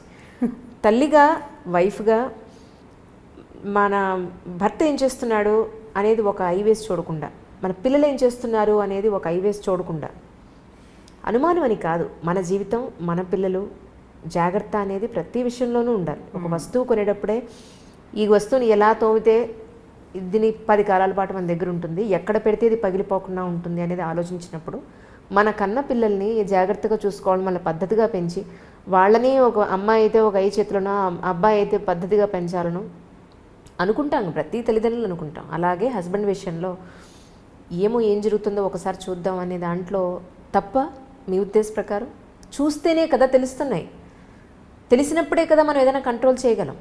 చూడడమే తప్పంటే చూడడం తప్పు అంటే దాన్ని ఇంకా పూర్తిగా చేసినా కూడా దాన్ని యాక్సెప్ట్ చేసేసి ఉండమని మీరు చెప్పడం. దీని ఆన్సర్ మీరే చెప్పారు. ఒక వస్తువు కొనేటప్పుడు మనం చూస్తాం కదా, అన్ని విధాలా కనుక్కుంటాం. పైగా ఇప్పుడు నెట్లో అయితే మనం ఎన్ని స్టార్స్ వచ్చినాయి వాళ్ళ కామెంట్స్, దాని మీద ఏదో అంటారు కదా రివ్యూస్ చూస్తాం. మనుషులకి రివ్యూస్ ఉంటాయా? పైగా వస్తువు ఏ విషయంతో తయారైంది, దేంతో తయారైంది మనకి క్లియర్గా తెలుస్తాయి. మనుషులు రకరకాల సంఘటనల ద్వారా వీళ్ళ పెంపకం జరుగుతుంది. ఒక అమ్మ నాన్న మట్టి ముద్దల్లాగా ఒక కుండను తయారు చేసినట్టు, బొమ్మను తయారు చేసినట్టు చెయ్యరు ఆ పిల్లల్ని. మనం పెంచడం మొదలు పెడతాం. ఎంత ఒక 3 ఏళ్ల దాకా ఇంచుమించుగా మనలాంటివే, మనం పెట్టిన అన్నమే, మనం పెట్టిన పెరుగన్నమే, మన వాడికి నచ్చినా నచ్చపోయినా ఏడుస్తూ చస్తూ బతుకుతూ పిల్లలు తినేస్తారు. వాడు స్కూల్కి వెళ్ళటం మొదలు పెట్టాక పక్కవాడు తెచ్చిన బెండకాయ వేపుడు చూసి వాడు చాలా బాగుందని వాడు అది తింటం మొదలు పెడతాడు. తర్వాత వాళ్ళు ప్రపంచాన్ని తెలుసుకునేది మన ద్వారా కాదు. మనం కొన్ని విలువలు, కొన్ని అలవాట్లు, చాలా డబ్బు, శ్రమ ఇస్తాం పిల్లలకి. మీరైనా అంతే, మీ అమ్మా నాన్న కూడా మీకు అలాగే చేశారు కదా. ఇప్పుడు మీరు పెరిగింది వాళ్ళ వల్లే కాదు కదా, మిగిలిన ప్రపంచం అంతా చూసి పెరిగారు. ఇప్పుడు ఈ ప్రపంచంలో నువ్వు పెరిగిన దాంట్లో ఏమేమి ఉన్నాయి అనేది మీకు ఎలా తెలుస్తుంది? వస్తువు అయితే తెలుస్తుంది, ఇందులో ఏముందో. మనుషుల్లో తెలియదు. కాబట్టి మనుషుల్ని మనుషులుగానే స్వీకరించాలి. వాడి లోపలికి వెళ్ళి ప్రతి లోతులో ఉన్నది తెలుసుకోవడానికి పుస్తకాలు కాదు కదా మనుషులు. మనం నిదానంగా తెలుసుకుంటాం. వాడి లోతు, వాడు చూపించని ఒక రహస్యం ఉందనుకోండి, భర్తలోనో భార్యలోనో, ఆ రహస్యాన్ని రహస్యంగానే మనం ఎందుకు ఉండనివ్వకూడదు? పీప్ చేయటం వల్ల, ఇప్పుడు పీప్ చేయటం వల్ల అదే కంటిన్యూ అవుతుందిగా. అడగండి. ఇప్పుడు అడగడం అంటే ఇప్పుడు ఎలా ఉంటుందంటే, ఇది ఊరికే ఒక సెంటెన్స్గా అయిపోదు అంజలి. ఇవాళ నువ్వు ఫోన్ చూసావు, భర్తది, ఒక అమ్మాయి భర్త ఫోన్ చూసింది, ఇవాళ ఒక రోజుతోటి ఆగదు, రేపు కూడా చూడాలనిపిస్తుంది. ఇవాళ మాట్లాడావు నీ ఫోన్లో, వాళ్ళు ఎవరో ఫోన్ నెంబర్లోనే నువ్వు ఎందుకు చేసావు, మాట్లాడాము, పోట్లాడుకున్నావు, సరిపోయింది. 10 రోజుల తర్వాత ఫోన్ అక్కడ కనపడితే బుద్ధి, చెయ్యి 2 దాని మీదకే వెళ్తాయి. అవును. ఈ చూడడం మొదలు పెడితే నువ్వు ఎప్పుడూ చూస్తూనే ఉంటావు. నువ్వు ఏం చేసి ఎంతసేపు శోధించి వాడిని నీతో ఉంచుకోవాల్సిన పని ఏమిటి? అనుక్షణం శోధిస్తున్నప్పుడు ఎందుకు వాళ్ళు నీతో ఉండటం? నువ్వు అనుక్షణం అనుమానిస్తున్నట్టే. మొదటిసారి అనుమానంగా ఉండదు, నువ్వు క్యాజువల్గా చూస్తావు, తర్వాత అది అనుమానం అని అనాలి. ఇప్పుడు ఎంతసేపు అనుమానిస్తూ అతన్ని నీతోనే నువ్వు ఎందుకు ఉంచుకోవాలి? అనుమానించి, ప్రశ్నించి, పోట్లాడి, దాని మీద ఏదో ఒక రిజల్యూషన్ ఒకటి సాధించి, తర్వాత మళ్ళీ 10 రోజుల పైకి మళ్ళీ ఫోన్ కనపడంగానే మన బుద్ధి దాని మీదకే వెళ్తుంది. ఏం చేస్తున్నారో వీళ్ళు నేను లేనప్పుడు అని అనిపిస్తూ ఉంటుంది. అసలు ఈ ఆలోచనే సరైంది కాదని నేను భావిస్తాను. పిల్లల విషయం అనుకోండి, పిల్లాడు అనుకుందాం, పిల్లవాడికి ఇప్పుడు వాడు ఏం కొత్తది చేస్తున్నారు అనేది మనం తెలుసుకోవాలి. నాకు ప్రైవసీ లేదంటే నువ్వు ఏదైనా కొంప ఉంచితే నేనే పడాలి కదరా అని చెప్పచ్చు. భర్తలతోటి మనం ఆ మాట అనగలుగుతామా? అనగలుగుతాం. అతను చీపో నువ్వు నాకు వద్దంటాడు, అప్పుడు పోనీ వీడు కాదని ఇంకొని చేస్తామా? పిల్లాడిని ఎలా చేయలేమో భర్తల్ని కూడా అలాగే చేయలేకపోతాం కదా. పోనీ మారుద్దాం అనుకుందాం, ఇప్పుడు మనకు అవకాశాలు ఉన్నాయి, మార్చేద్దాం అనుకుంటాం. ఎన్ని మారుస్తాము? ప్రతివాడు మనకి గుమ్మడికాయ ఇంత ముచ్చని దొరుకుతాడా? దొరకడు కదా. సో ఇప్పుడు ఇది తప్పనే తప్పదు. ఇప్పుడు మనం పీప్ చేసి వాళ్ళ లోతుల్ని శోధించి వాళ్ళ లోపల ఏముందో తెలుసుకోవాలి. నేను నీ కంపానియన్ కాబట్టి నీ మొత్తం రహస్యాలు నాకు తెలియాల్సిందేనన్నది కూడా ఒక రకమైన ఈగోయిస్టిక్ ప్రవర్తనగానే అనిపిస్తుంది మనకి. ఖచ్చితంగా తెలుసుకోవాలన్న ఉద్దేశం అంత సరైంది కాదేమో అని అనిపిస్తుంది. నువ్వు తెలుసుకుని నువ్వు సాధించేది ఏమీ లేదు, నువ్వేం సాధించలేకపోతావు. బాగా తెలుసుకున్నావు, క్లియర్గా ఖచ్చితంగా తెలుసు నీకు. అంత ఖచ్చితంగా అద్దం లాంటి మనస్తత్వం కలిగిన మగవాడికి కూడా వీక్ మూమెంట్ రావచ్చు. ఎక్కడో ఒక ప్రలోభం తగలచ్చు. ఆ ప్రలోభానికి కారణం మనలాంటి ఇంకొక ఆడదే కావచ్చు, లేకపోతే ఎవరైనా మగవాళ్ళు అవ్వచ్చు, ఎవరో అవ్వచ్చు, ఫ్రెండ్స్ అవ్వచ్చు, మనం చెప్పలేకపోతాం. ఇప్పుడు ఈ వీక్ మూమెంట్స్ అనేవి మనుషుల జీవితాల్లో ఉండటం సహజమేనా? మనం ఒప్పుకోవాలి కదా దానికి. కాదు, ప్రతివాడు శ్రీరామచంద్రుడిలాగా ఉండాలా? ఏ కాలం ఇది? ఇప్పుడున్న కాలం ఏమిటి? మనం ఎక్కడున్నాం ఇప్పుడు? అసలు ఇదివరకటి పద్ధతులే ఇప్పుడు లేవు కదా. ప్రతి వాళ్ళకి ప్రలోభాలు తప్పవు. ఈ లోతులు శోధించాలి అని కనుక పెట్టుకుంటే నువ్వు శోధిస్తూనే ఉంటావు. వదిలిపెడితే నువ్వు ఈ జీవితంలో ఏదైనా సాధిస్తావు, ఇంకోటి ఏదైనా. దీన్ని నువ్వు సాధించగలిగేది సుతరాము లేదు, ఇందులో ఏమీ లేదు. కనుక్కుని మనం ప్రయోజనం ఏం లేదు. సరే, ఇప్పుడు ఒక ప్రాక్టికల్ ఒక అమ్మాయి లైఫ్ కట్టే కొట్టే తెచ్చేలాగా చెప్తాను, మీకు దాని సొల్యూషన్ చెప్పండి. అలా అయితే ఆ అమ్మాయి విలేజ్ నుంచి మామూలు నార్మల్ బ్రాహ్మణ్ ఫ్యామిలీ నుంచి వచ్చి హైదరాబాద్ పెళ్లి చేసుకుని హైదరాబాద్ వచ్చింది. ఆ అమ్మాయికి 2 పిల్లలు, వైఫ్ అండ్ హస్బెండ్స్కి 2 పిల్లలు. ఒకరోజు పిల్లలు తీసుకొచ్చి, అమ్మాయి మామూలు చదువుకుంటే యూట్యూబ్ తెలియదు, నెట్ తెలియదు, ఏమీ తెలియదు, అమ్మాయికి నాలెడ్జ్ లేదు. ఆ అమ్మాయి మొగుడు ఫోన్ కూడా ఒక 20 సంవత్సరాలుగా ఏం జరుగుతుందో కూడా చూడాలని కూడా తెలియనంత అమాయకురాలు. పిల్లలు తీసుకొచ్చి ఫోను, ఇదిగొమ్మ నాన్న ఇవన్నీ చూస్తున్నారు అని చెప్పి పిల్లలు తీసుకొచ్చి వాళ్ళ నాన్న ఫోన్ చూపించారు. ఇది ఏమిటి, ఎలా చూస్తారని పిల్లల దగ్గర నుంచి నేర్చుకుంది ఆ తల్లి. చూసిన తర్వాత మొగుడిని పిలిచి అడిగింది, పిల్లలు చూపిస్తున్నారు ఇలా మీరు చూస్తున్నారని, ఇవి వాళ్ళు కూడా చూస్తున్నారు, మీరు ఈరోజు ఏం చూసారు, నిన్నేం చూసారు, గత 5 ఏళ్లుగా మీరు చూసేవన్నీ పిల్లలు కూడా చూస్తున్నారు, సో ఇలా మీరు చెయ్యొద్దు అని చెప్పింది. నేను ఇలాగే చేస్తాను, నీకు ఇష్టం ఉంటే ఉండు, లేకపోతే వెళ్ళిపో అన్నాడు. మీ నీడ పిల్లల మీద కూడా పడకూడదు అని అంది. ఓకే అంటే ఆయన వన్ ఫైన్ మార్నింగ్ ఆయన తాగే ఔన్స్ గ్లాస్తో సహా తీసుకుని వెళ్ళిపోయాడు. ఈవిడికి ప్రాపర్ ఎడ్యుకేషన్ లేదు, ప్రాపర్ ప్రొఫెషన్ లేదు, 2 పిల్లలు, ఎలా బతుకుతుందని వెళ్ళిపోయాడు అతను. ఇప్పటికి 5 ఏళ్ళు అయింది. అసలు అతనికి బాధ్యత ఉందంటారా? ఎక్కడుంది బాధ్యత? లేదు. మరి ఇప్పుడు అడగడమే తప్పంటున్నారు. ఫోన్ అక్కడ చూడలేదు అమ్మాయి. మరి పిల్లలు చూసి ఇప్పుడు ఎవరి తప్పు, ఎవరి జీవితం ఇప్పుడు మట్టిలో కలిసిపోతుంది అక్కడ. ఇది పాయింట్.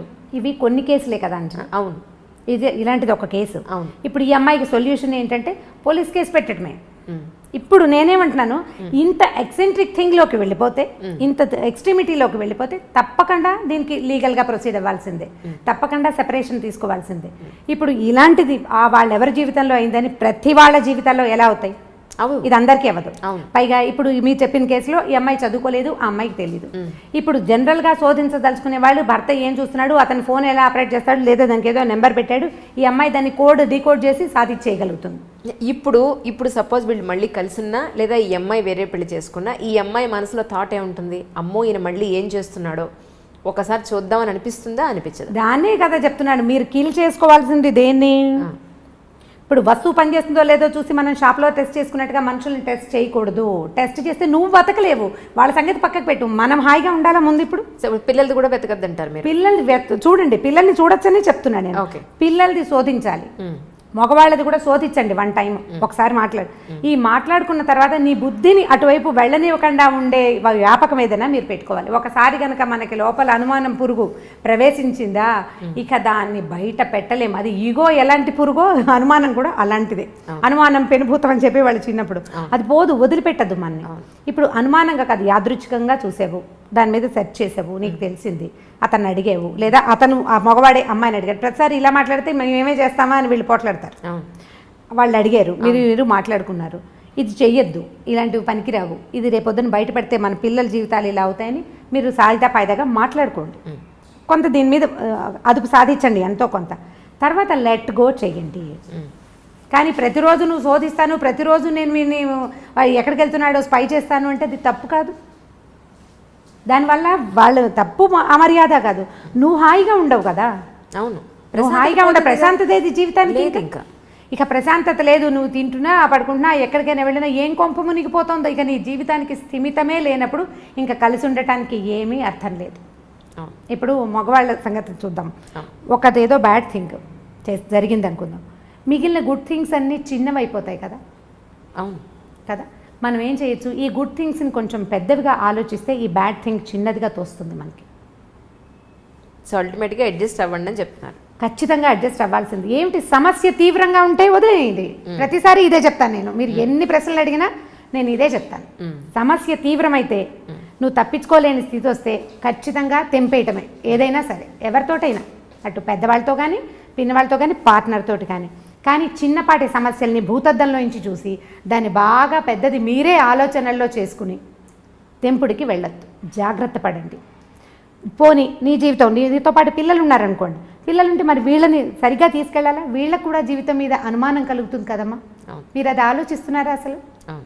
ఇప్పుడు నాకు అనుమానం కలిగింది అనుకుందాం, ఎవరో ఒక స్త్రీకి భర్త మీద అనుమానం కలిగింది, మగవాళ్ళు ఇంతే ఇంతే ఇంతే ఇంతే మగవాళ్ళు ఇలాగే చేస్తారని నమ్మితే మోసం చేస్తారు.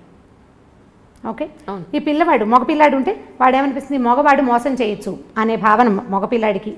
ఆడపిల్లలకి మగవాళ్ళు ఎప్పుడు ఇలాగే చేస్తారు కాబట్టి మగ పెదవులు నేను నమ్మకూడదని ఆడపిల్లలకి. మనం ఇద్దరిని చెడగొట్టామా, దీనివల్ల ఇంకో 2 చెడిపోతారు రేపొద్దున. ఎంతమందిని చెడగొట్టినట్టు? పైగా జీవితానుభవాలు ఎవరివి వాళ్ళవే కానీ రెండో వాళ్ళవిగా ఉండవు. మన జీవితానుభవాన్ని మనం చూసి ఆడపడుచులతోటో, అత్తగారితోటో, భర్తలతోటో ఇబ్బంది పడి జీవితం ఇలాగే ఉంటుందని పిల్లలకి ప్రబోధిస్తాం. నీ జీవితం ఉందని నీ తోటి ఉన్న వాళ్ళ జీవితాలు అలా ఉండకపోవచ్చు. అక్క చెల్లెళ్ళ జీవితాలు కూడా, ఒకళ్ళకి తాగుబోతు మొగుళ్ళు దొరుకుతారు, రెండో వాడు బంగారు కొండ కావచ్చు, రెండో అల్లుడు, మనం చెప్పలేకపోతాం. ఇప్పుడు దీన్ని చూసి ఇది అది ఒకేలా ఎలా ఉంటాయి? మనకి చేతి వేళ్ళే ఒకలా లేవు కదా. ఇప్పుడు మనం ఇంప్రెషన్ ఇవ్వకూడదు కదా. పిల్లలకి అభద్రతా భావాన్ని కలిగించకూడదు. ఇప్పుడు ఒకళ్ళే ఉంటే మీరు కొట్టుకున్నారు, సరే ఏదో సెపరేట్ అయ్యారనుకో. పిల్లలు ఉన్నప్పుడు పిల్లల పెరుగుదలతోటి ఇబ్బంది వేరేది, వీళ్ళకి చదువులు ఎట్లాగా, వీళ్ళకి సంపాదన ఎట్లాగా, వీళ్ళని సెటిల్ చేయటం ఎట్లాగా, ఇవన్నీ శేష ప్రశ్నలే. ఇవి కాకుండా వాళ్ళ మనసులు రేపొద్దున ఎలా అవుతాయి అనేది చూడాలి. ఇప్పుడు ఒక భర్త తాగొచ్చి భార్యని కొడతాడనుకోండి, తాగబోతు మొగుళ్ళు దెబ్బలు తినే పెళ్ళాల కథలు కూడా బోల్డ్ చదువుతుండేవాళ్ళం ఇది వరకు, ఇప్పుడు కొంచెం తక్కువ ఉన్నాయి. తను కొడతాడు, ఈ పిల్లలు చూస్తూ ఉంటారు, 3-4 మగ పిల్లలు ఉంటారు, వాళ్ళకి వాళ్ళ అమ్మని రక్షించాలని ఉంటుంది, చాలా తండ్రి మీద అయిష్టం ఏర్పడుతుంది, పెళ్ళాలను బాగా చూసుకోవాలని చిన్నప్పుడు అనిపిస్తుంది. కానీ వాళ్ళు పెళ్ళిళ్ళు అయ్యాక వీక్ మూమెంట్తో పిల్లలు చేతులు ఎత్తేస్తారు. 4 పిల్లలు ఉంటే 3 కనీసం భార్యల్ని కొట్టేవాళ్ళుగా తయారవుతారు, ఒకడే బెటర్గా ఉంటాడు. భార్యల్ని అదుపులో ఉంచడానికి ప్రయత్నం చేస్తారు, ఎందుకంటే వాళ్ళు అదే చూస్తూ పెరుగుతారు. తాగటం తప్పు కాదనిపిస్తుంది, చిన్నప్పుడు అసహించుకుంటారు, చీచీ తాగకూడదని. కానీ కొంచెం పెద్ద అయ్యాక దాని మీద ఏం అదుపు ఉండదు, ఎందుకంటే వాడి సబ్కాన్షియస్లో అది ఫిక్స్ అయిపోయి ఉంటుంది. ఆడపిల్లలు కూడా అత్తవారితో అడ్జస్ట్ అవ్వకపోవడానికి సగం కారణం తల్లులే. ఎందుకంటే వీళ్ళు అత్తగారులు దుర్మార్గులని, ఆడపడుచులు పాపిష్టి వాళ్ళని వీళ్ళు మాట్లాడి మాట్లాడి మాట్లాడి పిల్లల బుర్రలో దాన్ని ఫిక్స్ చేసేస్తారు. మన జీవితానుభవం మన పిల్లల జీవితానుభవాలు కావు, సాధారణంగా జరగదు అట్లా. కానీ ఇప్పుడు నేను అవస్థపడ్డాను, నా పిల్లకి తెలియచేయాలి అని అనుకుంటాం. అది ఎలా అంటే పరిగెడితే పడతాం, తడిగా ఉన్న నేల మీద గబగబా నడిస్తే జారి పడిపోతాం అన్నంత కామన్ థింగ్గా మనం వ్యక్తులతోటి సంబంధాలను కూడా జనరలైజ్ చేసేస్తాం. బురదలో నడిస్తే పడతాం, మా కదా బురదలో నడిస్తే పడిపోతాం. ఇప్పుడు మనం పల్లెటూరు వెళ్ళామనుకోండి, ఎవరైనా పల్లెటూరులో ఉన్నవాళ్ళు, పల్లెటూరు వెళ్ళిన వాళ్ళు దీన్ని అబ్జర్వ్ చేసి చూడండి. ఈ బురదలో నడుస్తూ ఉండగా జారిన గుర్తులు 2-3 చోట్లే కనపడతాయి. పల్లెటూరు వాళ్ళకి బొటనవేలు బురదలోకి గుచ్చి నడవడం ఆటోమేటిక్గా వచ్చేస్తుంది బై ప్రాక్టీస్. కొత్తగా వెళ్ళిన వాళ్ళు లేదా ఏదైనా పాల్మాలిపోయి అంటే ఎక్కడో ఏదో ధ్యాసలో ఉండి నడిచే వాళ్ళే జారుతారు, అందరూ జారి పడిపోరు. మరి జనరల్గా అయితే బురదలో జారి పడాలి కదా, వాళ్ళంతా ఎలా తిరిగేస్తున్నారు? సో దాన్ని జనరలైజ్ చేయడానికి వీల్లేదు. జీవితాలు కూడా అంతే. ఇప్పుడు ఈ అమ్మాయి మొగుడు భర్తతో ఇబ్బంది పడింది, తన ఫ్రెండ్స్ అందరికీ చెప్తుంది, కొత్తగా పెళ్ళైన మేనగోడలు కూడా వస్తే ముందు నుంచి చూసుకుంటూ ఉండు, మగవాళ్ళు ఇలా చేస్తారంటే ఏ అనుమానము లేని పిల్లకి కూడా ఈ మొగుడు ఫోన్ టెస్ట్ చేయాలని ఉంటుంది. నువ్వు ఎందుకు పాస్వర్డ్ పెట్టుకున్నావు, నువ్వు నన్ను మోసం చేస్తావా అని ముందే అడగడం మొదలు పెడతారు. వాడు అందులో బ్యాంక్ కార్డులో బ్యాంక్ నెంబర్లో ఏవో పెట్టుకుంటాడు, అకౌంట్ నెంబర్లో, ఆ జాగ్రత్తగా వాడు పాస్వర్డ్ పెట్టుకుంటాడు. ఈ పిల్ల ముందు నుంచే స్టార్ట్ చేస్తుంది. ఇది ఎందుకంటే ముందు చూసిన జీవితానుభవం వల్ల. ఎవరి జీవితానుభవం వాళ్ళదే, మీకు అయిందని పక్క వాళ్ళకి అవుతుందని లేదు. సక్సెస్ఫుల్ మ్యారేజెస్ సగం పెళ్ళిళ్ళు కాదు, ఇంకా అనకూడదు అట్లా. 90% సక్సెస్ఫుల్ మ్యారేజెస్ లెట్ గో చేయటం వల్లే సక్సెస్ అవుతాయి. అవును అని సమాధానం రాకపోతే చూడండి మీరు, మనం క్షమించకపోతే లేదా మగవాడే క్షమించి ఊరుకోకపోతే సంసారాలు నడవు. ఇండియా కూడా మిగిలిన దేశాల్లాగానే ఎక్కువ డైవర్సులు, ఎక్కువ 2nd, 3rd, 4th, 5th marriages తోటి నిండిపోతుంది. ఈ క్షమాగుణాలు పెద్దవాళ్ళు కూడా మనకు అలవాటు చేస్తారు. ఇప్పుడు నాబోటి వాళ్ళు అంటే నేను కూడా ఇలాగే నా దగ్గరకు వచ్చిన పిల్లలు చెప్తాను, చూసి చూడట్టు ఊరుకో పాప, ఎక్కడో చోటు ఊరుకో, నీకు కావాల్సింది చేయించుకో. నేను పిచ్చి సలహా ఇలాంటివి చెప్తాను అనమాట. నువ్వు ఇది చేసావు కాబట్టి నువ్వు నాకు అది చేసి పెట్టు, బాగుంది కదా బార్టర్ సిస్టమ్. నువ్వు ఇలా చేసినా నేను మీ అమ్మ నాన్నకి చెప్పలేదు, నేను ఎవరికి చెప్పట్లేదు, కాబట్టి నువ్వు నాకు లొంగి ఉండు అని లొంగ తీసుకోండి. ఈజీ మెథడ్, చిన్నపిల్లలకి మాట చెప్పడానికి అనమాట. ఇలా చెప్తే సరిపోతుంది, ఈజీగా ఉంటుంది. లెట్ గో చేయకపోతే సంసారాలు ఉండవు.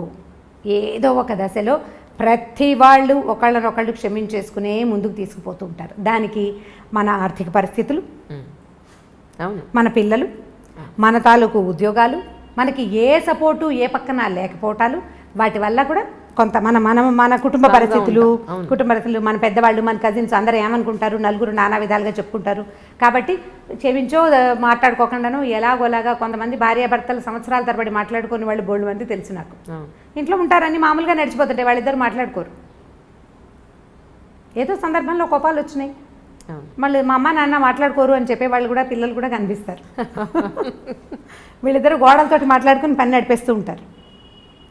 అయితే సంసారం రోడ్డు మీద పడలేదు, పిల్లలు చక్కగా ఎదిగారు, పెళ్ళిళ్ళు చేసుకున్నారు, అల్లుళ్ళు వచ్చారు, మనవలు పుట్టేశారు, వాళ్ళకి బాగానే ఉన్నారు. అంటే ఇది సంతోషమా, ఇదేనా పెళ్ళి అంటే అని మీరు అడుగుతారు. ఇప్పుడు కాదు, సంతోషం కాదు, నువ్వు సెపరేట్ అయిపోతావు. నువ్వు ఒకదానివే ఉంటావు, అది సంతోషమా? మీ పిల్లలు సజావుగా పెరగరు, అప్పుడు అది సొసైటీలో మీకేం సరైన గుర్తింపు ఉండదు, అది అవన్నీ సంతోషాన్ని ఇస్తాయి. అంటే మనకి సంతోషాన్ని ఇవ్వడానికి ఏ విషయమూ లేనప్పుడు మిగిలినవేవీ లేవు, దీంట్లో సర్దుకుంటే సరిపోతుంది. కరెక్ట్.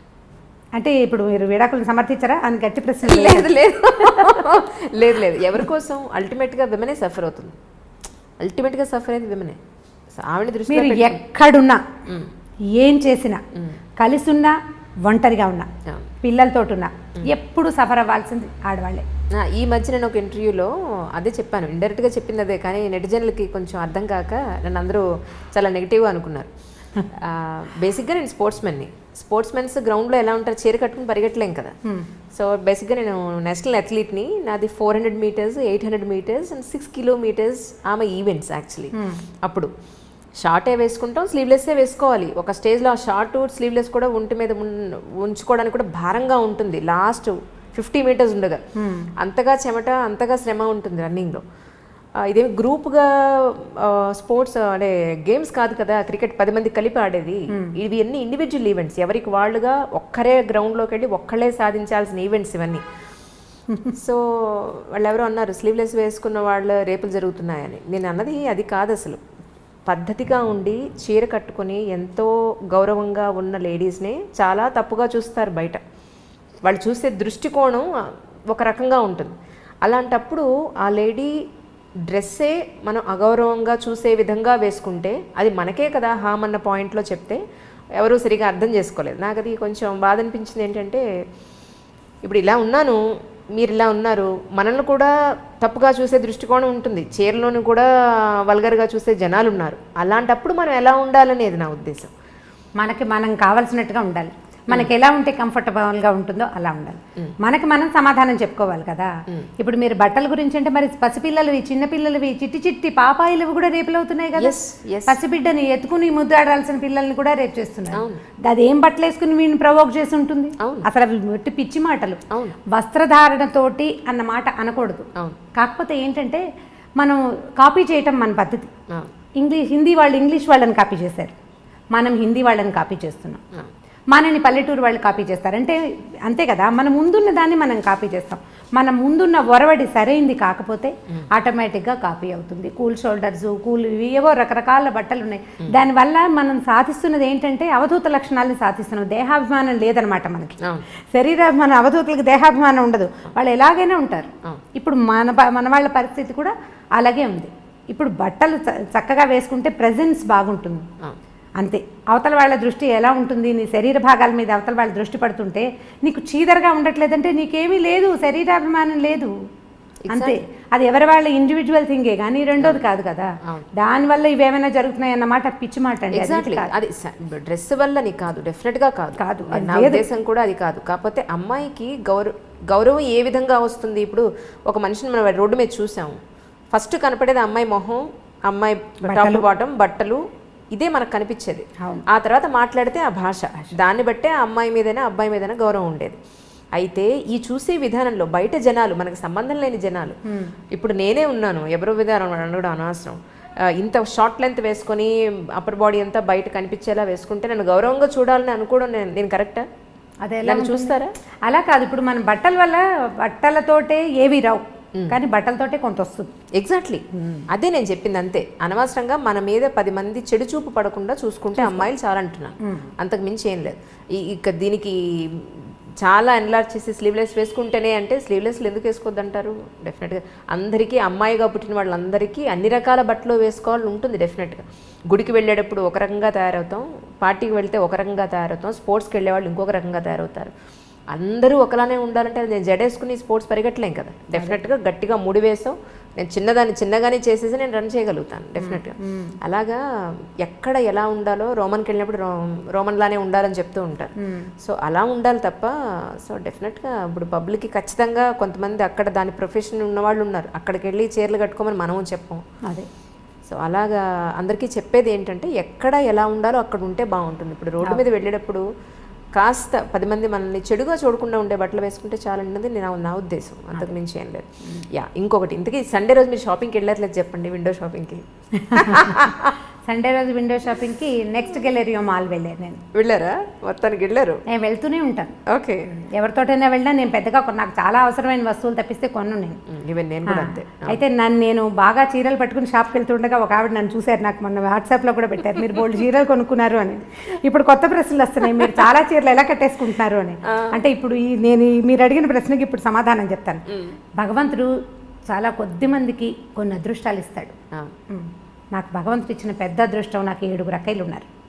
నేను నా చిన్నప్పటి నుంచి, అంటే నేను చీరలు కట్టుకోవటం మొదలైనప్పటి నుంచి 18-19 ఏళ్ల వయసు నుంచి, మా పెద్దకై నాకంటే 10 ఏళ్ళు పెద్దది. ఇంతకుముందు చెప్పాను కదా. ఎంతమంది మీ సిస్టర్స్? 8 సిస్టర్స్ మేము. మీతో కలిపా? నాతో కలిపి మేము 8 మంది. ఒక అన్నయ్య ఉన్నాడు మాకు. మొత్తం 9 మంది. మొత్తం 9 మంది. నేను చివరిదాన్ని. ఓహో. నేను సంగీతం క్లాస్కి మా పెద్దక్కయ్య కొత్త చీరలు కట్టుకెళ్ళటం ఎన్నిసార్లు చేశాను. మా అమ్మవి పెద్దక్కవి, మా నాన్నగారు అప్పటికే లేరు. మా మదర్ కొత్త చీరలు సాధారణంగా కట్టుకునేవారు కాదు. చీరలు ఎవరైనా ఆవిడ కొనుక్కున్నా, ఎవరైనా పెట్టినా ఆ చీర నేను కట్టుకెళ్ళిపోయేదాన్ని. ఏదో ఒక బ్లౌజ్ వేసుకుని ఏదో ఒక చీర కట్టుకోవడం. మా పెద్ద పెంచారండి 8 మంది ఆడపిల్లల్ని. ఒక్క ఆడపిల్లల్ని పెంచడమే అసలు చాలా కష్టంగా ఉంది ఈ రోజుల్లో.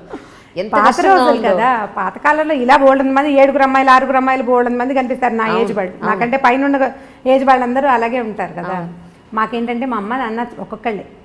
మా తాతగారికి బాగా పిల్లలు, బాండ్ ఆఫ్ పిల్లలు ఆయన, పాపం ఆయన పుట్టలేదు. 3 పిల్లలు పుడితే ఒక ఆయన పుట్టగానే ఒక బాబు పోయినట్టున్నారు. మా మేనత్త ఒక 10 ఏళ్ళు వచ్చాక పోయారు. మా నాన్న ఒక్కరే. ఆయనకి చాలా మంది సంతానం కావాలని ఉండేది.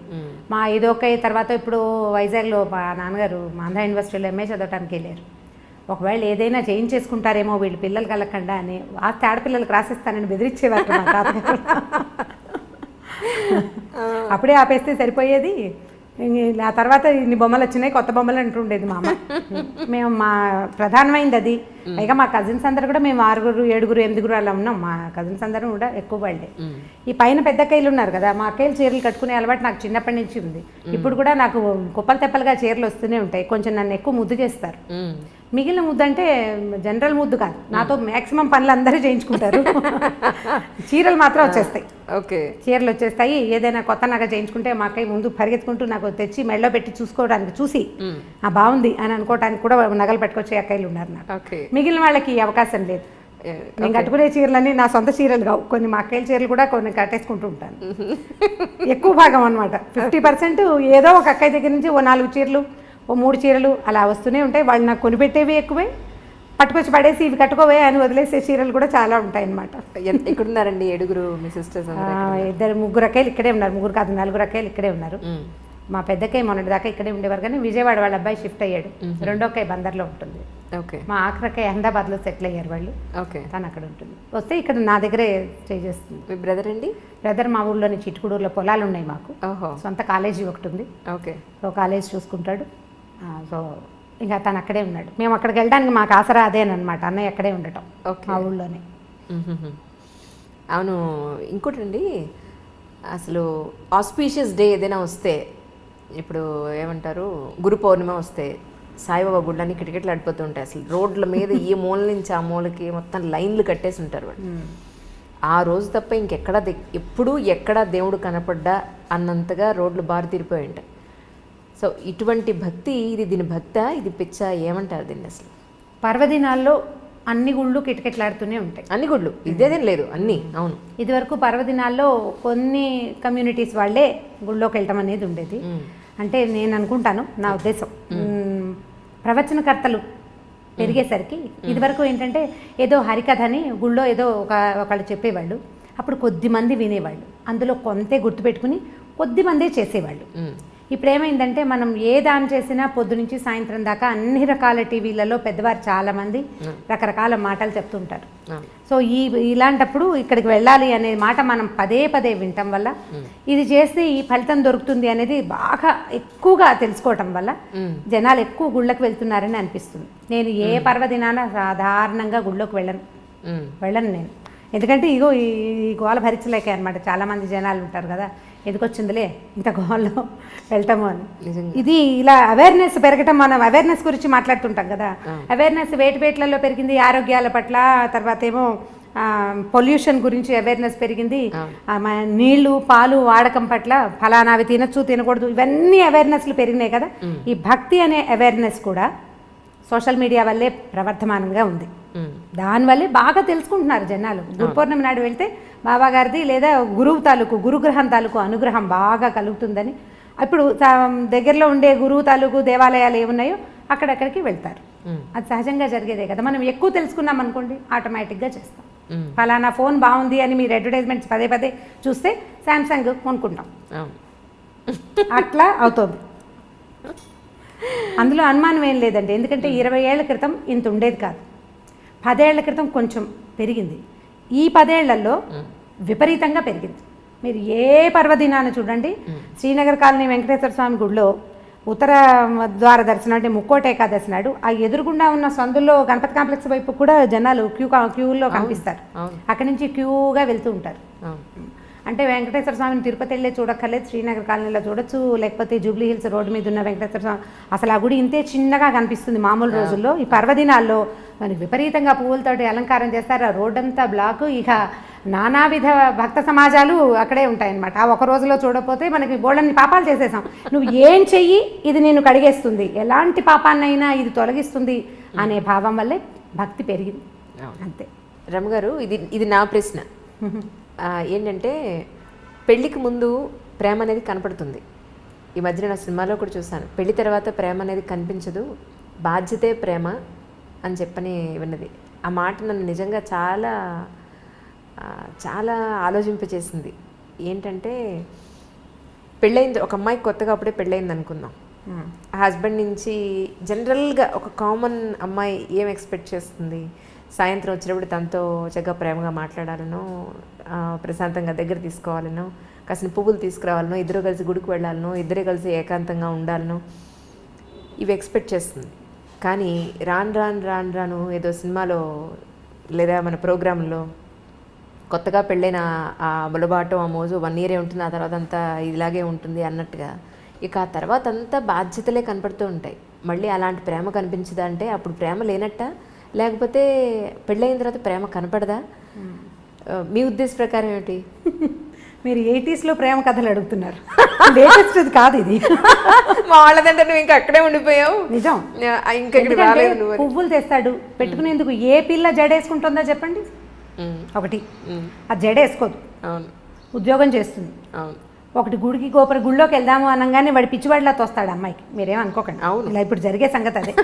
గుడికి గోపురానికి ఉండదు. వీళ్ళు మాల్స్కి వెళ్తారు, సినిమాలకు వెళ్తారు, కలిసి సినిమాలకు వెళ్ళే పిల్లలు జంటలు, ఇద్దరు కలిసి ఒకటే సినిమా ఏదో ఫేవరెట్ సినిమా పెట్టుకుని చూసే జంటలు కోకొల్లలుగా కనపడుతున్నారు. ఒకళ్ళు క్యాబ్ బుక్ చేస్తారు, ఇంకొకళ్ళు సినిమా టికెట్లు బుక్ చేస్తారు. మీకు ప్రేమలు లేవు అని అనుకోవటానికి వీల్లేదు. పైగా ప్రేమ అంటే ఏమిటి? ఇలా మారిపోయిందా? మారలేదా మరి?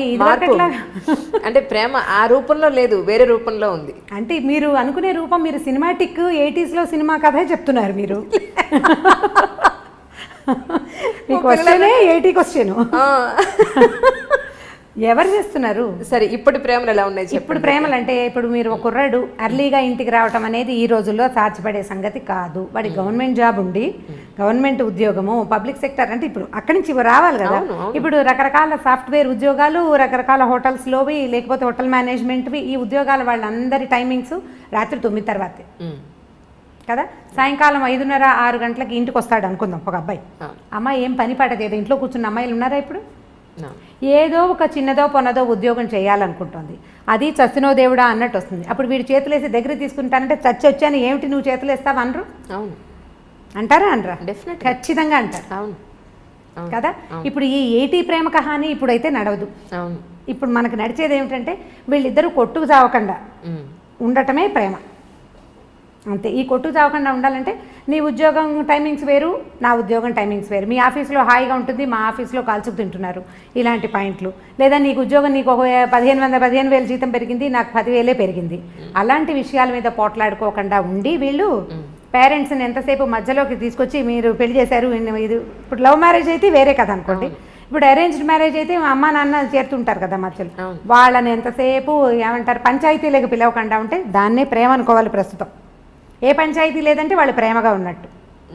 మీకు ప్రేమ అంటే ఇబ్బంది పెట్టకుండా ఉండటము ప్రేమ. అంతేగాని సినిమా చూపించటమో బయటికి తీసుకెళ్ళటమో ఏదైనా తినిపించటమో దాన్ని పూర్తి స్థాయి ప్రేమగా అనుకోవడం మనకి వీల్లేదు. ఇప్పుడు ఇబ్బంది పెట్టకూడదు, సతాయించకూడదు, ఎంతో కొంత హెల్ప్ఫుల్గా ఉండటం, దాన్నే ఈ రోజుల నాటికి ప్రేమని అనుకోవాలనిపిస్తుంది నాకు. ఇప్పుడు అమ్మాయి ఏదో ప్రెగ్నెన్సీ, ఆఫీస్కి వెళ్తుంది, ఎట్లా కష్టపడి వెళ్తుంది, దానికి కొంచెం హెల్ప్ చేయటం, కొంచెం పని చేయటం. ఆ అమ్మాయి వచ్చేసరికి పనులు పేర్చి ఉంచకుండా కొంత పని అయినా చేసి కూర్చోబెట్టి వీడే సరుకులు కొనుక్కొచ్చి అవన్నీ చేయక్కర్లేదు, కొంత హెల్ప్ చేస్తే చాలు. మనం ఎలా తెలుసుకుంటున్నామంటే అడ్వర్టైజ్మెంట్స్లో కూడా అవే కనిపిస్తాయి. అమ్మాయి కాళ్ళు చాపుకొని కూర్చుంటే మొగుడు ఇల్లు వాకిలి తుడుస్తూ కనిపిస్తాడు. అది చూసి వీళ్ళు నువ్వు అలా తుడవట్లేదు అంటే ఎవరు తుడుస్తారు? ఎక్కడైనా జరుగుతుందా అట్లా? ఎక్కడా జరగదు. నువ్వు ఒళ్ళంచకుండా కాళ్ళు చాపు కూర్చుంటే నీకు నార్మల్ డెలివరీ ఎలా అవుతుంది? నువ్వు పిల్లడికి పాలిచ్చి ఎలా పెంచుకుంటావు? నువ్వు 4 పనులు చేసుకుంటేనే బాగుంటుంది. పనులు 4 చేసుకుంటే అన్ని రకాల పనులు చేసి నువ్వు చెయ్యలేని పనికి అతని సహాయం తీసుకోవాలి. చేయగలిగే పనులకి సహాయం తీసుకుని కాళ్ళు చాపు కూర్చోవాలంటే ఏం పద్ధతులు అవి? దాని ప్రేమ అని అనడానికి వీల్లేదు, ఓవరాక్షన్ అని. అంత ఓవరాక్షన్ చేయక్కర్లేదు. ఇబ్బంది పెట్టకుండా ఉండటమే ప్రేమ అని నేను భావిస్తాను. స్టవ్ మీద పాలు పెట్టాం, పాలు పొంగుతున్నాయని హాల్లో నుంచి చెప్పకూడదు. ఆవిడేదో పని చేసుకుంటుంటే మగవాడు వెళ్ళి స్టవ్ ఆపాడండి, అది ప్రేమ. లైట్ ఫ్యాన్ వదిలేసావు అని అనకుండా వీళ్ళు అటు నుంచి వస్తూ లైట్ ఫ్యాన్ వదిలేసి చాలామంది ఏం చేస్తారంటే అక్కడ చూసొచ్చి హాల్లోకి వచ్చేసి ఆ గదిలో లైట్ ఫ్యాన్ ఎవరి కోసం తిరుగుతున్నాయి అని అడుగుతారు. అవును కదా, దాన్ని ప్రేమ అనరు. ఆపేసి ఫ్యాన్ వదిలేసి వస్తున్నావు, కరెంట్ వేస్ట్ అని క్లాస్ తీయచ్చు, దీన్ని ప్రేమ అనిపించుకుంటుంది. కొంచెం క్లాస్ తీసే ప్రేమ పర్వాలేదు, ప్రైవేట్ క్లాసులు తీసే ప్రేమలు కూడా కొన్ని ఉంటాయి. నువ్వు అన్నీ ఇలాగే చేస్తున్నావు ఈ మధ్య అని వాళ్ళు ఆ పని చేసేసి చెప్పడం. ఇప్పుడు ఇది కూడా చేయకుండా ఏమీ చేయకుండా ఉంటే మాత్రం దాన్ని ప్రేమ అనడానికి వీల్లేదు. ఇంత మాత్రం ప్రేమని ఈ రోజుల్లో ఎక్స్పెక్ట్ చేయొచ్చు. అంతేగాని సినిమాటిక్గా సాయంకాలం అయ్యేసరికల్లా వచ్చేసి మనకు పనులు చేసి పెట్టేసి మన బయటికి తీసుకెళ్ళేసి వాడు ఎంత చచ్చిపోతున్నారు. ఇవాళ రేపు ఉద్యోగాల్లో ఎంత స్ట్రగుల్ అవుతున్నారు. ఉద్యోగాల్లో పోటీ, ట్రాఫిక్లో హడావిడి, ఎంత బాధపడుతున్నారో. పైగా ఎంతసేపు నెల తిరిగేసరికి వచ్చేసే ఈఎంఐలు, ఈ లోన్లు, క్రెడిట్ కార్డులు, అవన్నీ మన వెసులుబాటు కోసం ప్రతి వస్తువు పదునైన కత్తే కదా. క్రెడిట్ కార్డు ఎంత సంతోషంగా ఉండేదో కొత్తల్లో. అది కట్టేటప్పుడు రక్తాశ్రువులు వస్తాయి, రక్తకన్నీరే, మనకి దుఃఖం వస్తుంది. బాబోయ్ ఇదంతా కట్టాల్సి వస్తుంది. వాడుకుని గీసేసేటప్పుడు గొప్ప సరదాగా ఉంటుంది. మా వాళ్ళని ఎత్తుపట్టు ఏమన్నా ఆల్రెడీ మీకు అనుభవం ఉన్నట్టుంది అదిగో కదా. ఇవన్నీ పదునైన కత్తులు ప్రతిదీను. ఈ కత్తుల్ని హ్యాండిల్ చేయటమే కష్టం. ఇప్పుడు మగవాడు ఒకడు ఉద్యోగం చేసి ఆడవాళ్ళు ఇంట్లో కూర్చుంటుంటే వీళ్ళకి ఏమనిపిస్తుంది? శని ఆదివారాలు సెలవులు రాగానే వీడు మన బాగా తిప్పేయాలి, అక్కడికి తీసుకెళ్ళాలి, ఇక్కడికి తీసుకెళ్ళాలంటే ఈ 5 రోజులు చచ్చి ఉండి పైగా ఈ వర్క్ అంతా శనివారం రాత్రి లోపల సోమవారం పొద్దుటికి కొద్ది రిపోర్ట్ అందించేసేయాల్సిన ఉద్యోగాలు ఉంటాయి. వాడు ఏం సరదా పడతాడు పాపం? వాళ్ళు ఎలా సరదా పడగలుగుతారు? ఫ్రీగా ఉండటానికి వాళ్ళకి పెద్దగా అవకాశం లేదు. అసలు మన ఉద్యోగ వ్యవస్థే పరమ దౌర్భాగ్యంగా ఉంది. ఇప్పుడు వర్కింగ్ అవర్స్ బాగుండట్లేదు కదా, వర్క్ కల్చర్లు బాగుండట్లా. వాడు స్ట్రెస్ ఫీల్ అవుతుంటాడు. వాళ్ళు ఏమనుకుంటారు, మగవాళ్ళు ఏమనుకుంటారు, వీళ్ళు మనని రిలాక్స్ చేయాలి, ఆడవాళ్ళ వల్ల రిలాక్సేషన్ రావాలంటే. ఇప్పుడు నేను సినిమాటిక్ మంత్రదండం, ఇది కూడా 80s 70sలో హీరోయిన్లు ఎన్ని కష్టాలైన పడి ఇంటికి వచ్చేసరికల్లా చక్కగా శుభ్రమైన ఇల్లు, తెల్లటి పక్కలు, మల్లె పువ్వులు లాంటి మంచాలు, ఇలాంటివి చాలా చదివేవాళ్ళం చిన్నప్పుడు. అలా మంత్రదండం లాగా చేయటము ఆడవాళ్ళ వల్ల కాదు. సో 70s 80s ప్రేమ కథలు, అప్పట్లో ఉండే ప్రేమలు మనం తెలుసుకునేవి. మన ఇళ్లలో మనం చూసే మహాంజలి, మీరు ఆలోచించి చూడండి. 80sలో మన అమ్మ నాన్న, 80sలో మనం చిన్నపిల్లలం కదా, మన అమ్మ నాన్న, మన అక్క బావ, మన మామయ్య, మన అత్తయ్య, పోనీ బాబాయ్ పిన్ని, ఇలా సినిమాటిక్గా ఉన్నారా? ఆలోచించి చూడండి. లేరు. అప్పుడు బాధ్యతలు, పనులు విపరీతంగా, పనే పాట. ఇప్పుడు మనకి ఏమీ లేవు పనులు. మగవాళ్ళకి పనులు తక్కువే, ఆడవాళ్ళకి పనులు తక్కువే. మనకి విపరీతంగా ఉన్నది డ్రైవింగ్, పొల్యూషన్, స్ట్రెస్, ప్రతిదానికి అవే హెచ్చుగా ఉన్నాయి. మరి ఇప్పుడు అప్పట్లో బాధ్యతల వల్ల ప్రేమలు తక్కువగా ఉండేవి, సినిమాటిక్ ప్రేమలు లేవు. ఇప్పుడు స్ట్రెస్ వల్ల సినిమాటిక్ ప్రేమలు తక్కువగా ఉంటున్నాయి. మనం స్ట్రెస్సే ఎక్కువ తీసుకుంటున్నాం. ఇప్పుడు శని ఆదివారాలు ఉన్నాయనుకుందాం మన దగ్గర, పోనీ ఒక ఆదివారం ఉంది, దాన్ని సగం చేసుకోవడానికి ట్రై చేయండి. మనం ప్రేమని కొంచెం సినిమాటిక్గా సాధించగలుగుతాం. సగం చేసుకోవడం, పొద్దున పూట బయట తిరిగి, లేదా ఇప్పుడు బఫే బ్రేక్ఫాస్ట్లు అవి కనపడుతుంటాయి ఊళ్ళల్లో, సిటీలోనే, టౌన్స్లో కూడా ఉన్నాయిలేండి. విజయవాడ, గుడివాడ కూడా ఏం తీసుకోలేదు హైదరాబాద్ కంటే. అవి ఆదిలాబాద్లో లేదు కానీ మన నిజామాబాద్ అలాంటి ఊళ్ళల్లో కూడా ఉన్నాయి. పగలు మధ్యాహ్నం దాకా మీరు ఎంజాయ్ చేద్దాం, ఎక్కడికైనా వెళ్దాం, ఎవరింటికైనా వెళ్దాం, గుడికి గోపురానికి వెళ్దాం, సాధ్యమైనంత ప్రేమగా ప్రవర్తించడానికి ట్రై చేసి మధ్యాహ్నం నుంచి మగవాళ్ళని వాళ్ళ వర్క్ వాళ్ళని చేసుకొని ఇస్తే అటే కొట్లాడుకోకుండా మనం కొంత ప్రేమ కథని సాధించగలుగుతాం ఎంతో కొంత. ఇది కష్టం, చాలా కష్టం అండి, నిజం. పని పూర్తి చేసేసుకోండి తర్వాత నేను బజార్ వెళ్దాము అని పాతకాలపు హీరోయిన్ల లాగా మనము చెప్పలేకపోతాం. రుసరుసలాడుతూ ధుమధుమలాడుతూ ఉంటాం. వారం నుంచి చూస్తాను నువ్వు ఎప్పుడు పని పెట్టుకుంటావు దిక్కుమాలిన ఆఫీసు. అయితే అదే దిక్కుమాలిన ఆఫీసు మనకి అన్నాన్ని పువ్వుల్ని వాటిని వీటిని ఇస్తుందని మనం అనేటప్పుడు మనకు గుర్తురాదు. న్యాచురల్ కదా, నేను చెప్పలేదా నోరు పదునుగా ఉంటుందని. నాలిక బహుపదునైనది, అది ఏమంటుందో దానికే తెలియదు ఒక్కొక్కసారి. ఏమంటున్నామో మనకు అర్థం కాదు కదా, ఉద్వేగం వచ్చేస్తుంటుంది లోపల నుంచి. ఆ వచ్చే ఇరిటేషన్ తోటి మనం ఏదో ఒకటి మాట్లాడతాం. అవన్నీ రేపొద్దున ఆయుధాలుగా మన మీదే సంధించబడతాయి. నువ్వే మానేమన్నా ఉద్యోగం అంటే వెధ ఉద్యోగం మానేసేయి అన్నావు అనుకోండి, ఉద్యోగం సీరియస్గా జాబ్ మానేస్తే అప్పటి నుంచి రోజు బెంగగానే ఉంటుంది, ఎప్పుడు మంచి ఉద్యోగం వస్తుందో అన్న టెన్షన్ కదా. సో ఇది అంత ప్రేమను సాధించలేము మనం. కొద్దిగా ఆలోచించి ఈ రోజులకు సరిపడా పువ్వులు అవి ఎక్స్పెక్ట్ చేయకూడదు. హిందీ సీరియల్స్ మీరు చూసారో లేదో, మేము ఆ మధ్య బాగా చూస్తుండేవాళ్ళం. మా పని మనిషికి చాలా ఇంట్రెస్ట్, అది రాగానే సీరియల్ పెట్టంటుండే, అది చాలా బాగుందని. వాడు ఇంటికి రాగానే కుర్రాడు గులాబీ పువ్వు పట్టుకొచ్చిస్తాడు. రోజు ఏం చేస్తారు మా వారు అంటుంటాడు, చెవులో పెట్టుకోమంటున్నాడు. ప్రతిరోజు ఒక గులాబీ మొగ్గ పట్టుకొచ్చి ఇస్తుంటాడు. అంటే బయట నుంచి వచ్చేటప్పుడు పువ్వులు పట్టుకొచ్చి ఇవ్వటం, ఆవిడని శాంతింప చేయాలంటే పువ్వులు పట్టుకొచ్చి ఇవ్వాలి. మా పని మనిషి అడిగేది, అమ్మ మనం ఒక మూర కొంటే సరిపోతుంది, ఈ బంచి ఏ 100 రూపాయలు ఉంటుంది, మూర 10 రూపాయలకి వస్తుంది. తమిళ సినిమాల్లో కనిపిస్తాయి పువ్వులు పట్టుకొచ్చి ఇస్తూ ఉండటం. ఇవాళ రేపు మన సినిమాల్లో చాలా తగ్గిపోయినాయండి సినిమాటిక్ వేషాలు. సినిమా వాళ్ళు కూడా ఇవాళ రేపు వేయటం మనం ఎందుకు మానేశారు. మీరు ఆలోచించండి, నాకు అస్సలు గుర్తులేదు. నేను బాగా ఆలోచిస్తాను. నేను మా చిన్నక్కయ్య దగ్గర ఉండేదాన్ని. మా బావ ఎప్పుడైనా పువ్వులు తెచ్చిచ్చిన సంఘటన నాకు జ్ఞాపకం రాదు. బాగా ఎంత ఆలోచించిన అవి చూసినప్పుడల్లా అనుకుంటాం, మా అక్కయ్యలు బావలు ఏమిటి ఇలా ఎప్పుడు చేయలేదు. ఇప్పుడు ఎలా చేస్తారు, ఇప్పుడు కూడా చేయరు కదా, అది చేయలేం.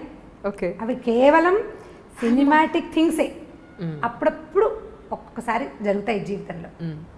బట్ అదే ఇప్పుడు మన దగ్గర అయితే క్యాండిల్ లైట్ డిన్నర్కి తీసుకెళ్తాము, డిన్నర్లకు తీసుకెళ్ళి ఇంకెక్కడికో తీసుకెళ్తాము, ఇంకేదో చేయటం. ఆల్ సినిమాటిక్ యూనో, అంతే. నిజంగా అవి ఒకవేళ అవి చేసినా కూడా ఏమిటో విచిత్రంగా విడ్డూరంగా జరగకూడని సంఘటన ఏదో జరుగుతున్నట్టు అలా అనిపిస్తుంది. నిజంగా రమ్మగారు చాలా సంతోషంగా ఉంది. ఏంటంటే ప్రతి మనిషి జీవితంలో వచ్చి వెళ్ళే ప్రతి సంఘటన మనం ఆల్మోస్ట్ పుట్టినప్పటి నుంచి పెళ్ళై వృద్ధాప్యం వరకు అన్నీ మాట్లాడుకున్నాం. ఎన్నో తెలియని విషయాలు. మీరు వృద్ధాప్యం విషయాలు మాట్లాడలేదు. ఇప్పుడు ఉంది, అదొక్కటే పెండింగ్ ఉంది. వృద్ధాప్య విషయంలో మాట్లాడాలి. యాక్చువల్లీ పిల్లలు పెద్ద అయిపోయి ఒక కపుల్కి పెళ్ళైన తర్వాత పిల్లలు, వాళ్ళ చదువులు, వాళ్ళ ఉద్యోగాలు, పెళ్ళిళ్ళు అయిపోయి వాళ్ళు వెళ్ళిపోయాక మళ్ళీ అల్టిమేట్గా మిగిలేది ఈ పేరెంట్స్ ఇద్దరే, వైఫ్ అండ్ హస్బెండ్స్ ఇద్దరే. వృద్ధాప్యంలోకి వచ్చేసి ఒక 60-70 ఏళ్ళలోకి ఎంటర్ అయిపోయిన తర్వాత వీళ్ళు ఎక్కడో ఉద్యోగాల నుండి పొరపాటున వీళ్ళ ప్రాణం పుట్టుకుమంటే వాళ్ళు వచ్చేంత వరకు ఉండే ఈ వెయిటింగ్ చాలా బాధగా ఉంది రమ్మగారు. చాలా చాలా అసలు తలుచుకుంటే భయం ఇస్తుంది నిజంగా. రాళ్ళపల్లి గారు ఇష్యూలో ఆయన నాకు ఇంటర్వ్యూ ఇస్తాను ఒక 10 రోజుల క్రితమే మాట్లాడాను ఆయనతోటి. ఇంకా చాలా నీరసంగా ఉంది అంజలి, ఇంకొక 10 రోజుల్లో చేద్దాం అన్నారు ఇంటర్వ్యూ.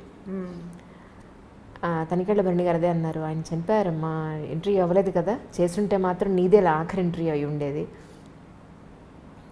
ఇప్పుడు వాళ్ళ అమ్మాయి కోసం ఎదురు చూపులు, ఆయన బాడీని మార్చరీలో పెట్టాం, ఆ అమ్మాయి రావాలి, ఈయన అంత్యక్రియలు జరగాలి అని.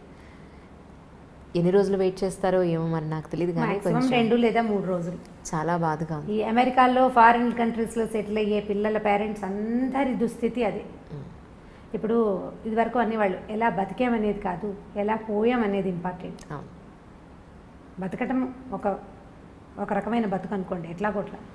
ఈ చనిపోయిన తర్వాత అసలు ఇలాంటి మాటలు మాట్లాడడానికి కూడా కష్టంగానే ఉంటుంది. వాళ్ళ పిల్లలు రాలేదు అంటే ఆ బాడీని ఇంట్లో పెట్టుకునేందుకు, వాళ్ళు చివరి క్షణం దాకా జీవించిన ఇంటికి ఇక దాన్ని ఉంచకూడదు. ఇలాంటి దుస్థితి ఎవరికీ రాకూడదు అనిపిస్తుంది. మా కజిన్స్లో, చుట్టాల్లో, చుట్టుపక్కల ఎదురుకుండా ఇళ్లలో అసలు మేము ఉన్న లైన్కి, రాళ్లపల్లి గారి ఇంటి పక్కనే బిల్డింగ్లోనే ఉండేది. ఈ ఎదురుకుండా లైన్ అసలు వృద్ధాశ్రమాలు అంజలి. అవి అందరి ఇళ్లలోనూ ఓన్లీ పెద్దవాళ్లే ఉన్నారు. పిల్లలందరూ ఫారిన్లో సెటిల్ అయ్యారు. ఈ పెద్దవాళ్ళు ఓపికగా ఉన్నన్నాళ్ళు సంవత్సరం వెళ్ళొస్తూనే ఉంటారు. 6 నెలలు ఉండొస్తారు, 6 నెలలు ఇంటికి వచ్చి ఇక్కడ ఉంటుంటారు. ప్రతి సంవత్సరం లేదా సంవత్సరం 2 ఏళ్ళు ఉండిపోయి మధ్యలో ఎప్పుడో ఇక్కడికి వచ్చినప్పుడు వీళ్ళల్లో ఒకళ్ళు పోతే రెండో వాళ్ళ పరిస్థితి వర్ణనాతీతం. వీళ్ళు ఏం చేయాలో తెలీదు, ఇక్కడ ఎవ్వరు ఉండరు, ఏ ఆసరం ఉండదు. ఇలాంటప్పుడే కదా మోరల్ సపోర్టు, పిల్లల సపోర్టు కావాలి. ఒంటరిగా దిక్కులేని పక్షుల్లాగా అయిపోతారు. వాళ్ళు వచ్చేదాకా ఈ బాడీ, ఈ శరీరాన్ని ఇంట్లో ఉంచలేం కదా, ఉంచే అవకాశం లేదు. అసలు మార్చురీలు ఎందుకున్నాయిరా అనిపిస్తే ఇగో ఇలాంటి దానికోసం ఉన్నట్టు అనిపిస్తుంది. వీళ్ళని అక్కడ ఉంచటం, ఈ రెండో రోజుకే సాయంకాలానికే అవసరం మారిపోతుంది కదా మన పరిస్థితి. ఈ మారిపోయే పరిస్థితిని అవాయిడ్ చేయడానికి అక్కడెక్కడో పెడితే కనీసం పోయినప్పుడు ఒక ఇద్దరు వాళ్ళ పక్కన కూర్చొని ఏడ్చే పరిస్థితి కూడా లేదు కదా, అది కూడా లేదు. వీళ్ళు ఇంట్లో ఉండిపోతారు. కానీ వీళ్ళు ఏడిస్తే వీళ్ళని ఓదార్చడానికి కూడా ఎవరు మనుషులు లేరు, పిల్లలు లేరు, ఎవరో వస్తారు చుట్టాల పక్కలు ఉన్నవాళ్ళు. మా ఎదురింట్లో చూశాను నేను ఇలాంటిదే. రాళ్ళపల్లి గారు పాపం ఆయన అక్కడ దిగి కారెక్కి వెళ్తుండేవారు ఎక్కడికైనా. నాకేం ప్రత్యక్షంగా వారితో పరిచయం లేదు, కానీ పక్కనే కదా బిల్డింగ్, దిగి వస్తుంటే చూస్తుండేవాళ్ళు. ఇప్పుడు వాళ్ళ అమ్మాయి వచ్చేదాకా ఆగాల్సిందే. ఎవరైనా ఇదే పరిస్థితి. ఈ అమ్మ నాన్నలు పెద్దవాళ్ళు అయ్యాక ఫారిన్లో సెటిల్ అయ్యే పిల్లలు ఆలోచించాలి దీని గురించి అనిపిస్తుంది నిజంగా. ఇప్పుడు వాళ్ళు పిల్లలు ఒక చోట ఉంటారు, వాళ్ళ పిల్లలు కూడా రేపు ఒక చోట. అంటే దీనికి పెద్ద ఇంపార్టెన్స్ ఇవ్వని మనస్తత్వాలు ఉన్నాయి అనుకోండి, అదేం పెద్ద ఇదేం కాదు. కానీ మనము ఆ స్థితిలోకి వచ్చాక కానీ కొన్ని విషయాలు మనకు అర్థం కాదు. మనం ఆ పరిస్థితిలోకి వెళ్తే కానీ అర్థం కాదు మనకి. ఇప్పుడు అర్థమయ్యాక మనం చేతులు కాలేక ఆకులు పట్టుకున్నట్టుగా అప్పుడు ఇంకా చేయగలిగేది ఏమీ లేదు కదా. కొంచెం ఆ పేరెంట్స్ పెద్దవాళ్ళు అయితే పిల్లలు ఇండియాలో ఉండి అంటే లేదా వాళ్ళు ఎక్కడుంటారు అక్కడే ఉండటం, లేదా వీళ్ళని తమ దగ్గరే ఉంచుకోవటం లాంటిది ఏదైనా చేస్తే బాగుంటుందేమో అనిపిస్తుంది. వీళ్ళు అక్కడ ఇమ్మడలేకపోతారు పాపం, వీళ్ళు అక్కడ ఉండలేకపోతారు. వీళ్ళ ఎన్వైర్న్మెంట్ ఒక అలవాటు పడి ఉంటాం కదా ఇది. అందుకని వీళ్ళు ఇక్కడ ఉండటం, వాళ్ళు బయట ఎక్కడో ఉండటం. ఈ బయట కంట్రీస్లో సెటిల్ అవ్వటం పిల్లలంటే ముందంతా భలే సరదాగా ఉంటుంది. అంటే వీళ్ళు నడి వయసులో ఉండగానే పిల్లలు బయటికి వెళ్ళిపోతారు, రకరకాల వస్తువులు పంపిస్తారు, బోల్డ్ డబ్బు వస్తుంది. అంతకుముందు చిన్న డబల్ బెడ్రూమ్ ఇళ్లలో ఉండేవాళ్ళు పెద్దగా లావిష్గా పెద్ద పెద్ద ఇళ్ళు కొనుక్కుంటారు, ఓ వంట మనిషిని పెట్టుకుంటారు. చాలా ఇళ్లలో కనపడుతుంది సహాయానికి. అక్కడి నుంచి ఓ పని మనిషిని ఎవరినో పెడతారు, అక్కడికి ఇక్కడికి ట్రిప్పులు వెళ్ళొస్తారు, పిల్లలు ఫ్లైట్లు బుక్ చేసేస్తారు, వెళ్తూ ఉంటారు. ఓపిక సడలని అంతకాలము బాగుంటుంది, చాలా ఎంజాయ్ చేస్తారు జీవితాన్ని పిల్లలు. బయట అందరూ కాదు, 80% ఇళ్లలో జరుగుతుంది ఇట్లా. కొన్ని ఎక్సెంటిస్ ఏవో చిత్రమైన కేసులు జరుగుతాయి, అసలు పట్టించుకొని కొడుకులున్న వాళ్ళు కూడా కనిపిస్తుంటారు, కానీ లోక సహజంగా జరిగేది. వీళ్ళ ఓపిక తగ్గి ఈ ఇద్దరిలో ఒకళ్ళు దాటిపోయే స్థితి వచ్చినప్పుడు అప్పుడు వస్తుంది సమస్య. కరెక్ట్. ఇప్పుడు ఇంతకాలం ఎంజాయ్ చేసి పిల్లల్ని ఏమంటారు, మీరు మమ్మల్ని వదిలిపెట్టి వెళ్ళిపోయారు, దూరాన్ని ఉన్నారు అని అనలేకపోతారు. వాళ్ళ కోసం వీళ్ళు వెయిట్ చేయాల్సే వస్తుంది. ఇప్పుడు ఒక మంచి ఒక చెడు అవునండి పక్కనే ఉంటాయి కదా. ఈ పక్కనే ఉండటంలో ఈ పిల్లలు ఫారిన్ కంట్రీస్లో ఉండటం, భార్యాభర్త ఇక్కడ మిగిలిపోవటం ఒక లైన్గా జరిగిపోతూనే కనపడుతుంది. అసలు ఇదివరకు అక్కడక్కడ కనపడేది, ఇప్పుడు ప్రతి ఆల్టర్నేట్ ఇంట్లోనూ ఒక సమూహంలో సగానికి పైగా ఇలాంటివే ఉన్నాయి. మా అక్కయ్యల పిల్లలు కూడా మగ పిల్లలు ఫారిన్లో ఉన్నారు. మా పరిస్థితులు కూడా అదే. కొన్నాళ్ళు పోయాక మేము కూడా అదే లైన్లోకి వెళ్తామని అనిపిస్తుంటుంది. మా అక్కయ్యలు పెద్దవాళ్ళు కొంచెం చాదస్తంగా కాస్త ధోరణిగా బిహేవ్ చేస్తే ఓ 10 ఏళ్ళు పోయాక నేను కూడా ఇంతేనేమో అనిపిస్తుంది. 10 ఏళ్ళు అలాగే అవుతాం కదా. ఇప్పుడు మీరు పై వాళ్ళని చూసే అవకాశం లేకపోతే చాలా నేర్చుకోలేము అంజలి. మన ముందు తరాన్ని ఫ్రీక్వెంట్గా చూసే అవకాశం ఉంటే మనం జీవితాన్ని చాలా తెలుసుకోగలుగుతాం, చాలా నేర్చుకుంటాం, ఎక్కువ తెలుస్తుంది. ఇప్పుడు నాకు ఎక్కువ తెలియటానికి కారణం నా ముందున్న తరాలన్నీ నాకు క్లోజ్గా ఉండటమే. నాకు అదొక అదృష్టమే. ఇందులో ఒక చిన్న మైనస్ పాయింట్ ఏంటంటే వాళ్ళ వృద్ధాప్యాన్ని చూస్తూ 10 ఏళ్ల తర్వాత నేను కూడా ఇంతేనని నాకు రోజు గుర్తు వస్తూ ఉంటుంది అన్నమాట. నాకు తెలుస్తూ ఉంటుంది, ఓ 10 ఏళ్ల తర్వాత, ఒక 15 ఏళ్ళ తర్వాత నేను కూడా ఇలాగే అవుతాను, నేను ఇంతకే వెళ్తాను, ఇందులోకే వెళ్తాను. మామూలు జనాలకు ఆ అవకాశం ఉండదు, పెద్దగా తెలుసుకోరు, సరదాగా తిరిగేస్తూ ఉంటారు. ఎవరన్నా పెద్దవాళ్ళు కనిపిస్తే వాళ్ళు సీనియర్ సిటిజన్స్గా తోస్తారు. నాకు సీనియర్ సిటిజన్స్ అనిపించదు, మాకు అక్కయ్యలాగానే తోస్తారు, అదే అలవాటు కదా. వీళ్ళని చూసి వచ్చింది 10 ఏళ్ళు పోయాక. ఇప్పుడు మా అబ్బాయిలే నాకు చెప్తారు, అమ్మ 10 ఏళ్ళు పోయాక నువ్వు విజయపెద్దంలాగా అయిపోతావు, ఇప్పుడే చంపేస్తున్నావు నువ్వు. ఇలా అవుతూ మన జీవితాలు కూడా ఇందులోకి వెళ్ళవలసిందే. మనం తెలుసుకోవాల్సింది ఏంటంటే ఇవాళ యంగ్, ఎనర్జెటిక్గా, శుభ్రంగా, బ్రహ్మాండంగా, చాలా దృఢంతో ఉన్న మనము రేపొద్దున వెళ్ళే దారి మన ముందున్న దారే కానీ కొత్త దారి ఏది కాదు. అసలు సృష్టిలో కొత్తది లేదు,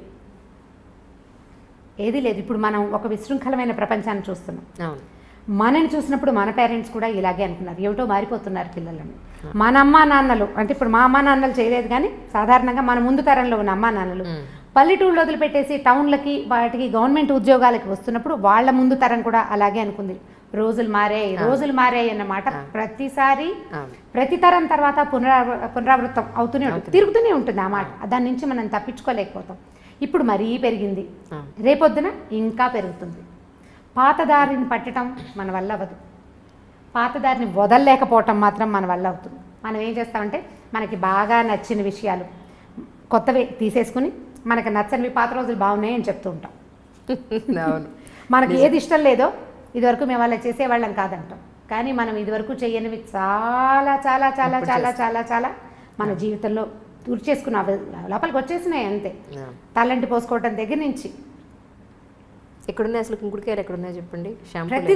ప్రతిదీ మన తిండి, మన బట్టలు, మన అలవాట్లు, మన విధానాలు, మన ఇళ్ళు, మన వాకిళ్ళు, ప్రతి విషయం పండగ వచ్చినప్పుడు మనకి సీరియస్గా గుర్తొస్తుంది. ఈ పండగ నాడు మా ఇదేదో చెయ్యాలి అని. ఆ ఒకరోజు తర్వాత మర్చిపోతాం. కొంతమందికి పండగలు కూడా గుర్తురావు. పండగ ఇప్పుడు బాగా గుర్తు ఎలా వస్తుంటే టీవీలలో హోరెత్తిపోతూ ఉంటాయి కాబట్టి పండగలు గుర్తొస్తాయి. అవి బాగా ఉపయోగపడుతున్నాయి, ఆ విషయంలో మాత్రం బాగా ఉపయోగిస్తున్నాయి. ఇది మంచిగా చెడు అంటే మంచి చెడు కూడా ప్రతి అన్ని పదునైన కత్తులే కదా, ప్రతిదీ పదునైన కత్తే. ప్రతి దాన్ని మనం జాగ్రత్తగా వాడుకోవాల్సిందే అంతే.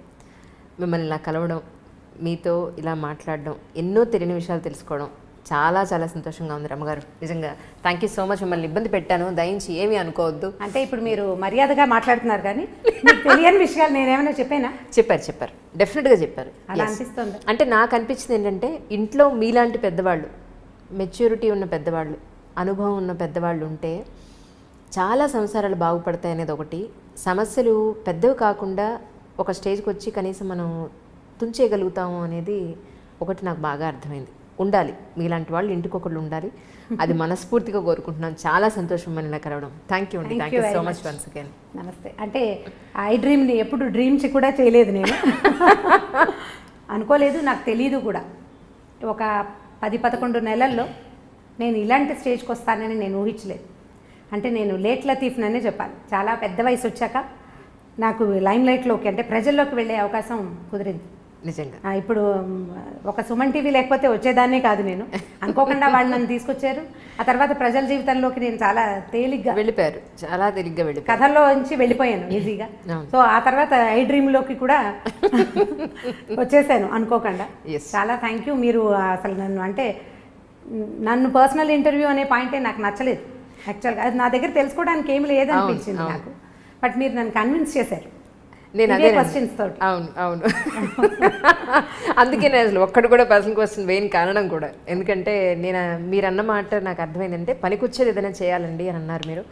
ఎస్, నేను కూడా అదే పాయింట్కి కట్టుబడి అదే ఇప్పుడు అంటే మీరు చేసిన ఈ ఇంటర్వ్యూలో నేను చెప్పిన పాయింట్స్లో ఏవైనా అంటే నేను చెప్పిన ఇవన్నీ నా సొంత అభిప్రాయాలే కదా. వీటిలలో ఏవైనా ఎవరికైనా ఒక్క 4 వాక్యాలైనా ఉపయోగపడితే నేను అదే చాలనుకుంటాను. ఇప్పుడు నేను చెప్పే కథల్లో కూడా నా ఉద్దేశం అదే. మనకు ఒక మంచి మాట, ఒక మంచి విషయం తెలుసు, 10 మందికి చెప్తాం, ఒకళ్ళకి యూజ్ అయినా చాలు. నేను చాలా నేర్చుకున్నానండి ఈరోజు. మీరు మాట్లాడిన ప్రతి దాంట్లో, ప్రతి నా క్వశ్చన్లో మీరు చెప్పిన ఆన్సర్ ప్రతిదీ ఆలోచిస్తూనే ఉన్నాను నేను ఇంకా. సో ఈ పాయింట్ ఆఫ్ వ్యూ నుంచి నేను చేయలేకపోయాను. సో ఈ పాయింట్ ఆఫ్ వ్యూ నుంచి నెక్స్ట్ టైం డెఫినెట్గా చేయాలి, ఇంప్లిమెంట్ చేస్తాను. చాలా ఉన్నాయి, మార్పులు చేర్పులు చేసుకోవాలి. అంటే ప్రయత్నం చేయాల్సిందే అంజలి. మనం ఏదైనా తెలుసుకుంటాం. మనం 10 తెలుసుకుంటే 2 మనకు నచ్చుతాయి, అందులో ఒకటి మనం ట్రై చేస్తాం. సాధారణంగా సక్సెస్ కాం కూడా. ఏదో మెల్లిగా మళ్ళీ గుర్తొచ్చినప్పుడు మళ్ళీ ఒక పాయింట్ పైకి తెస్తూ ఉంటాం. చాలా విషయాలు తెలుసుకుంటున్నాం కదా మనం. సోషల్ మీడియాలో చాలా కొత్త విషయాలు తెలుసుకుంటాం.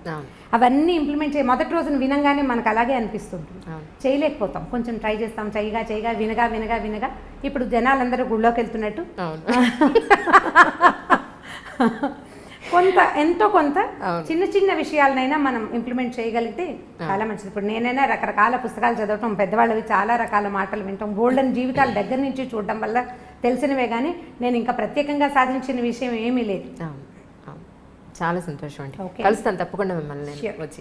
థ్యాంక్ యూ అండి. Thank you so much. This is Lavan Tripathi. నేను మీ Sai Dharam Tej. This is Niharika Konilala. And don't forget to subscribe to iDream. Please subscribe to iDream Media. Please subscribe iDream Media. Do subscribe to iDream. Subscribe to iDream Media. Please subscribe iDream. Do subscribe to iDream Media. Don't forget to subscribe.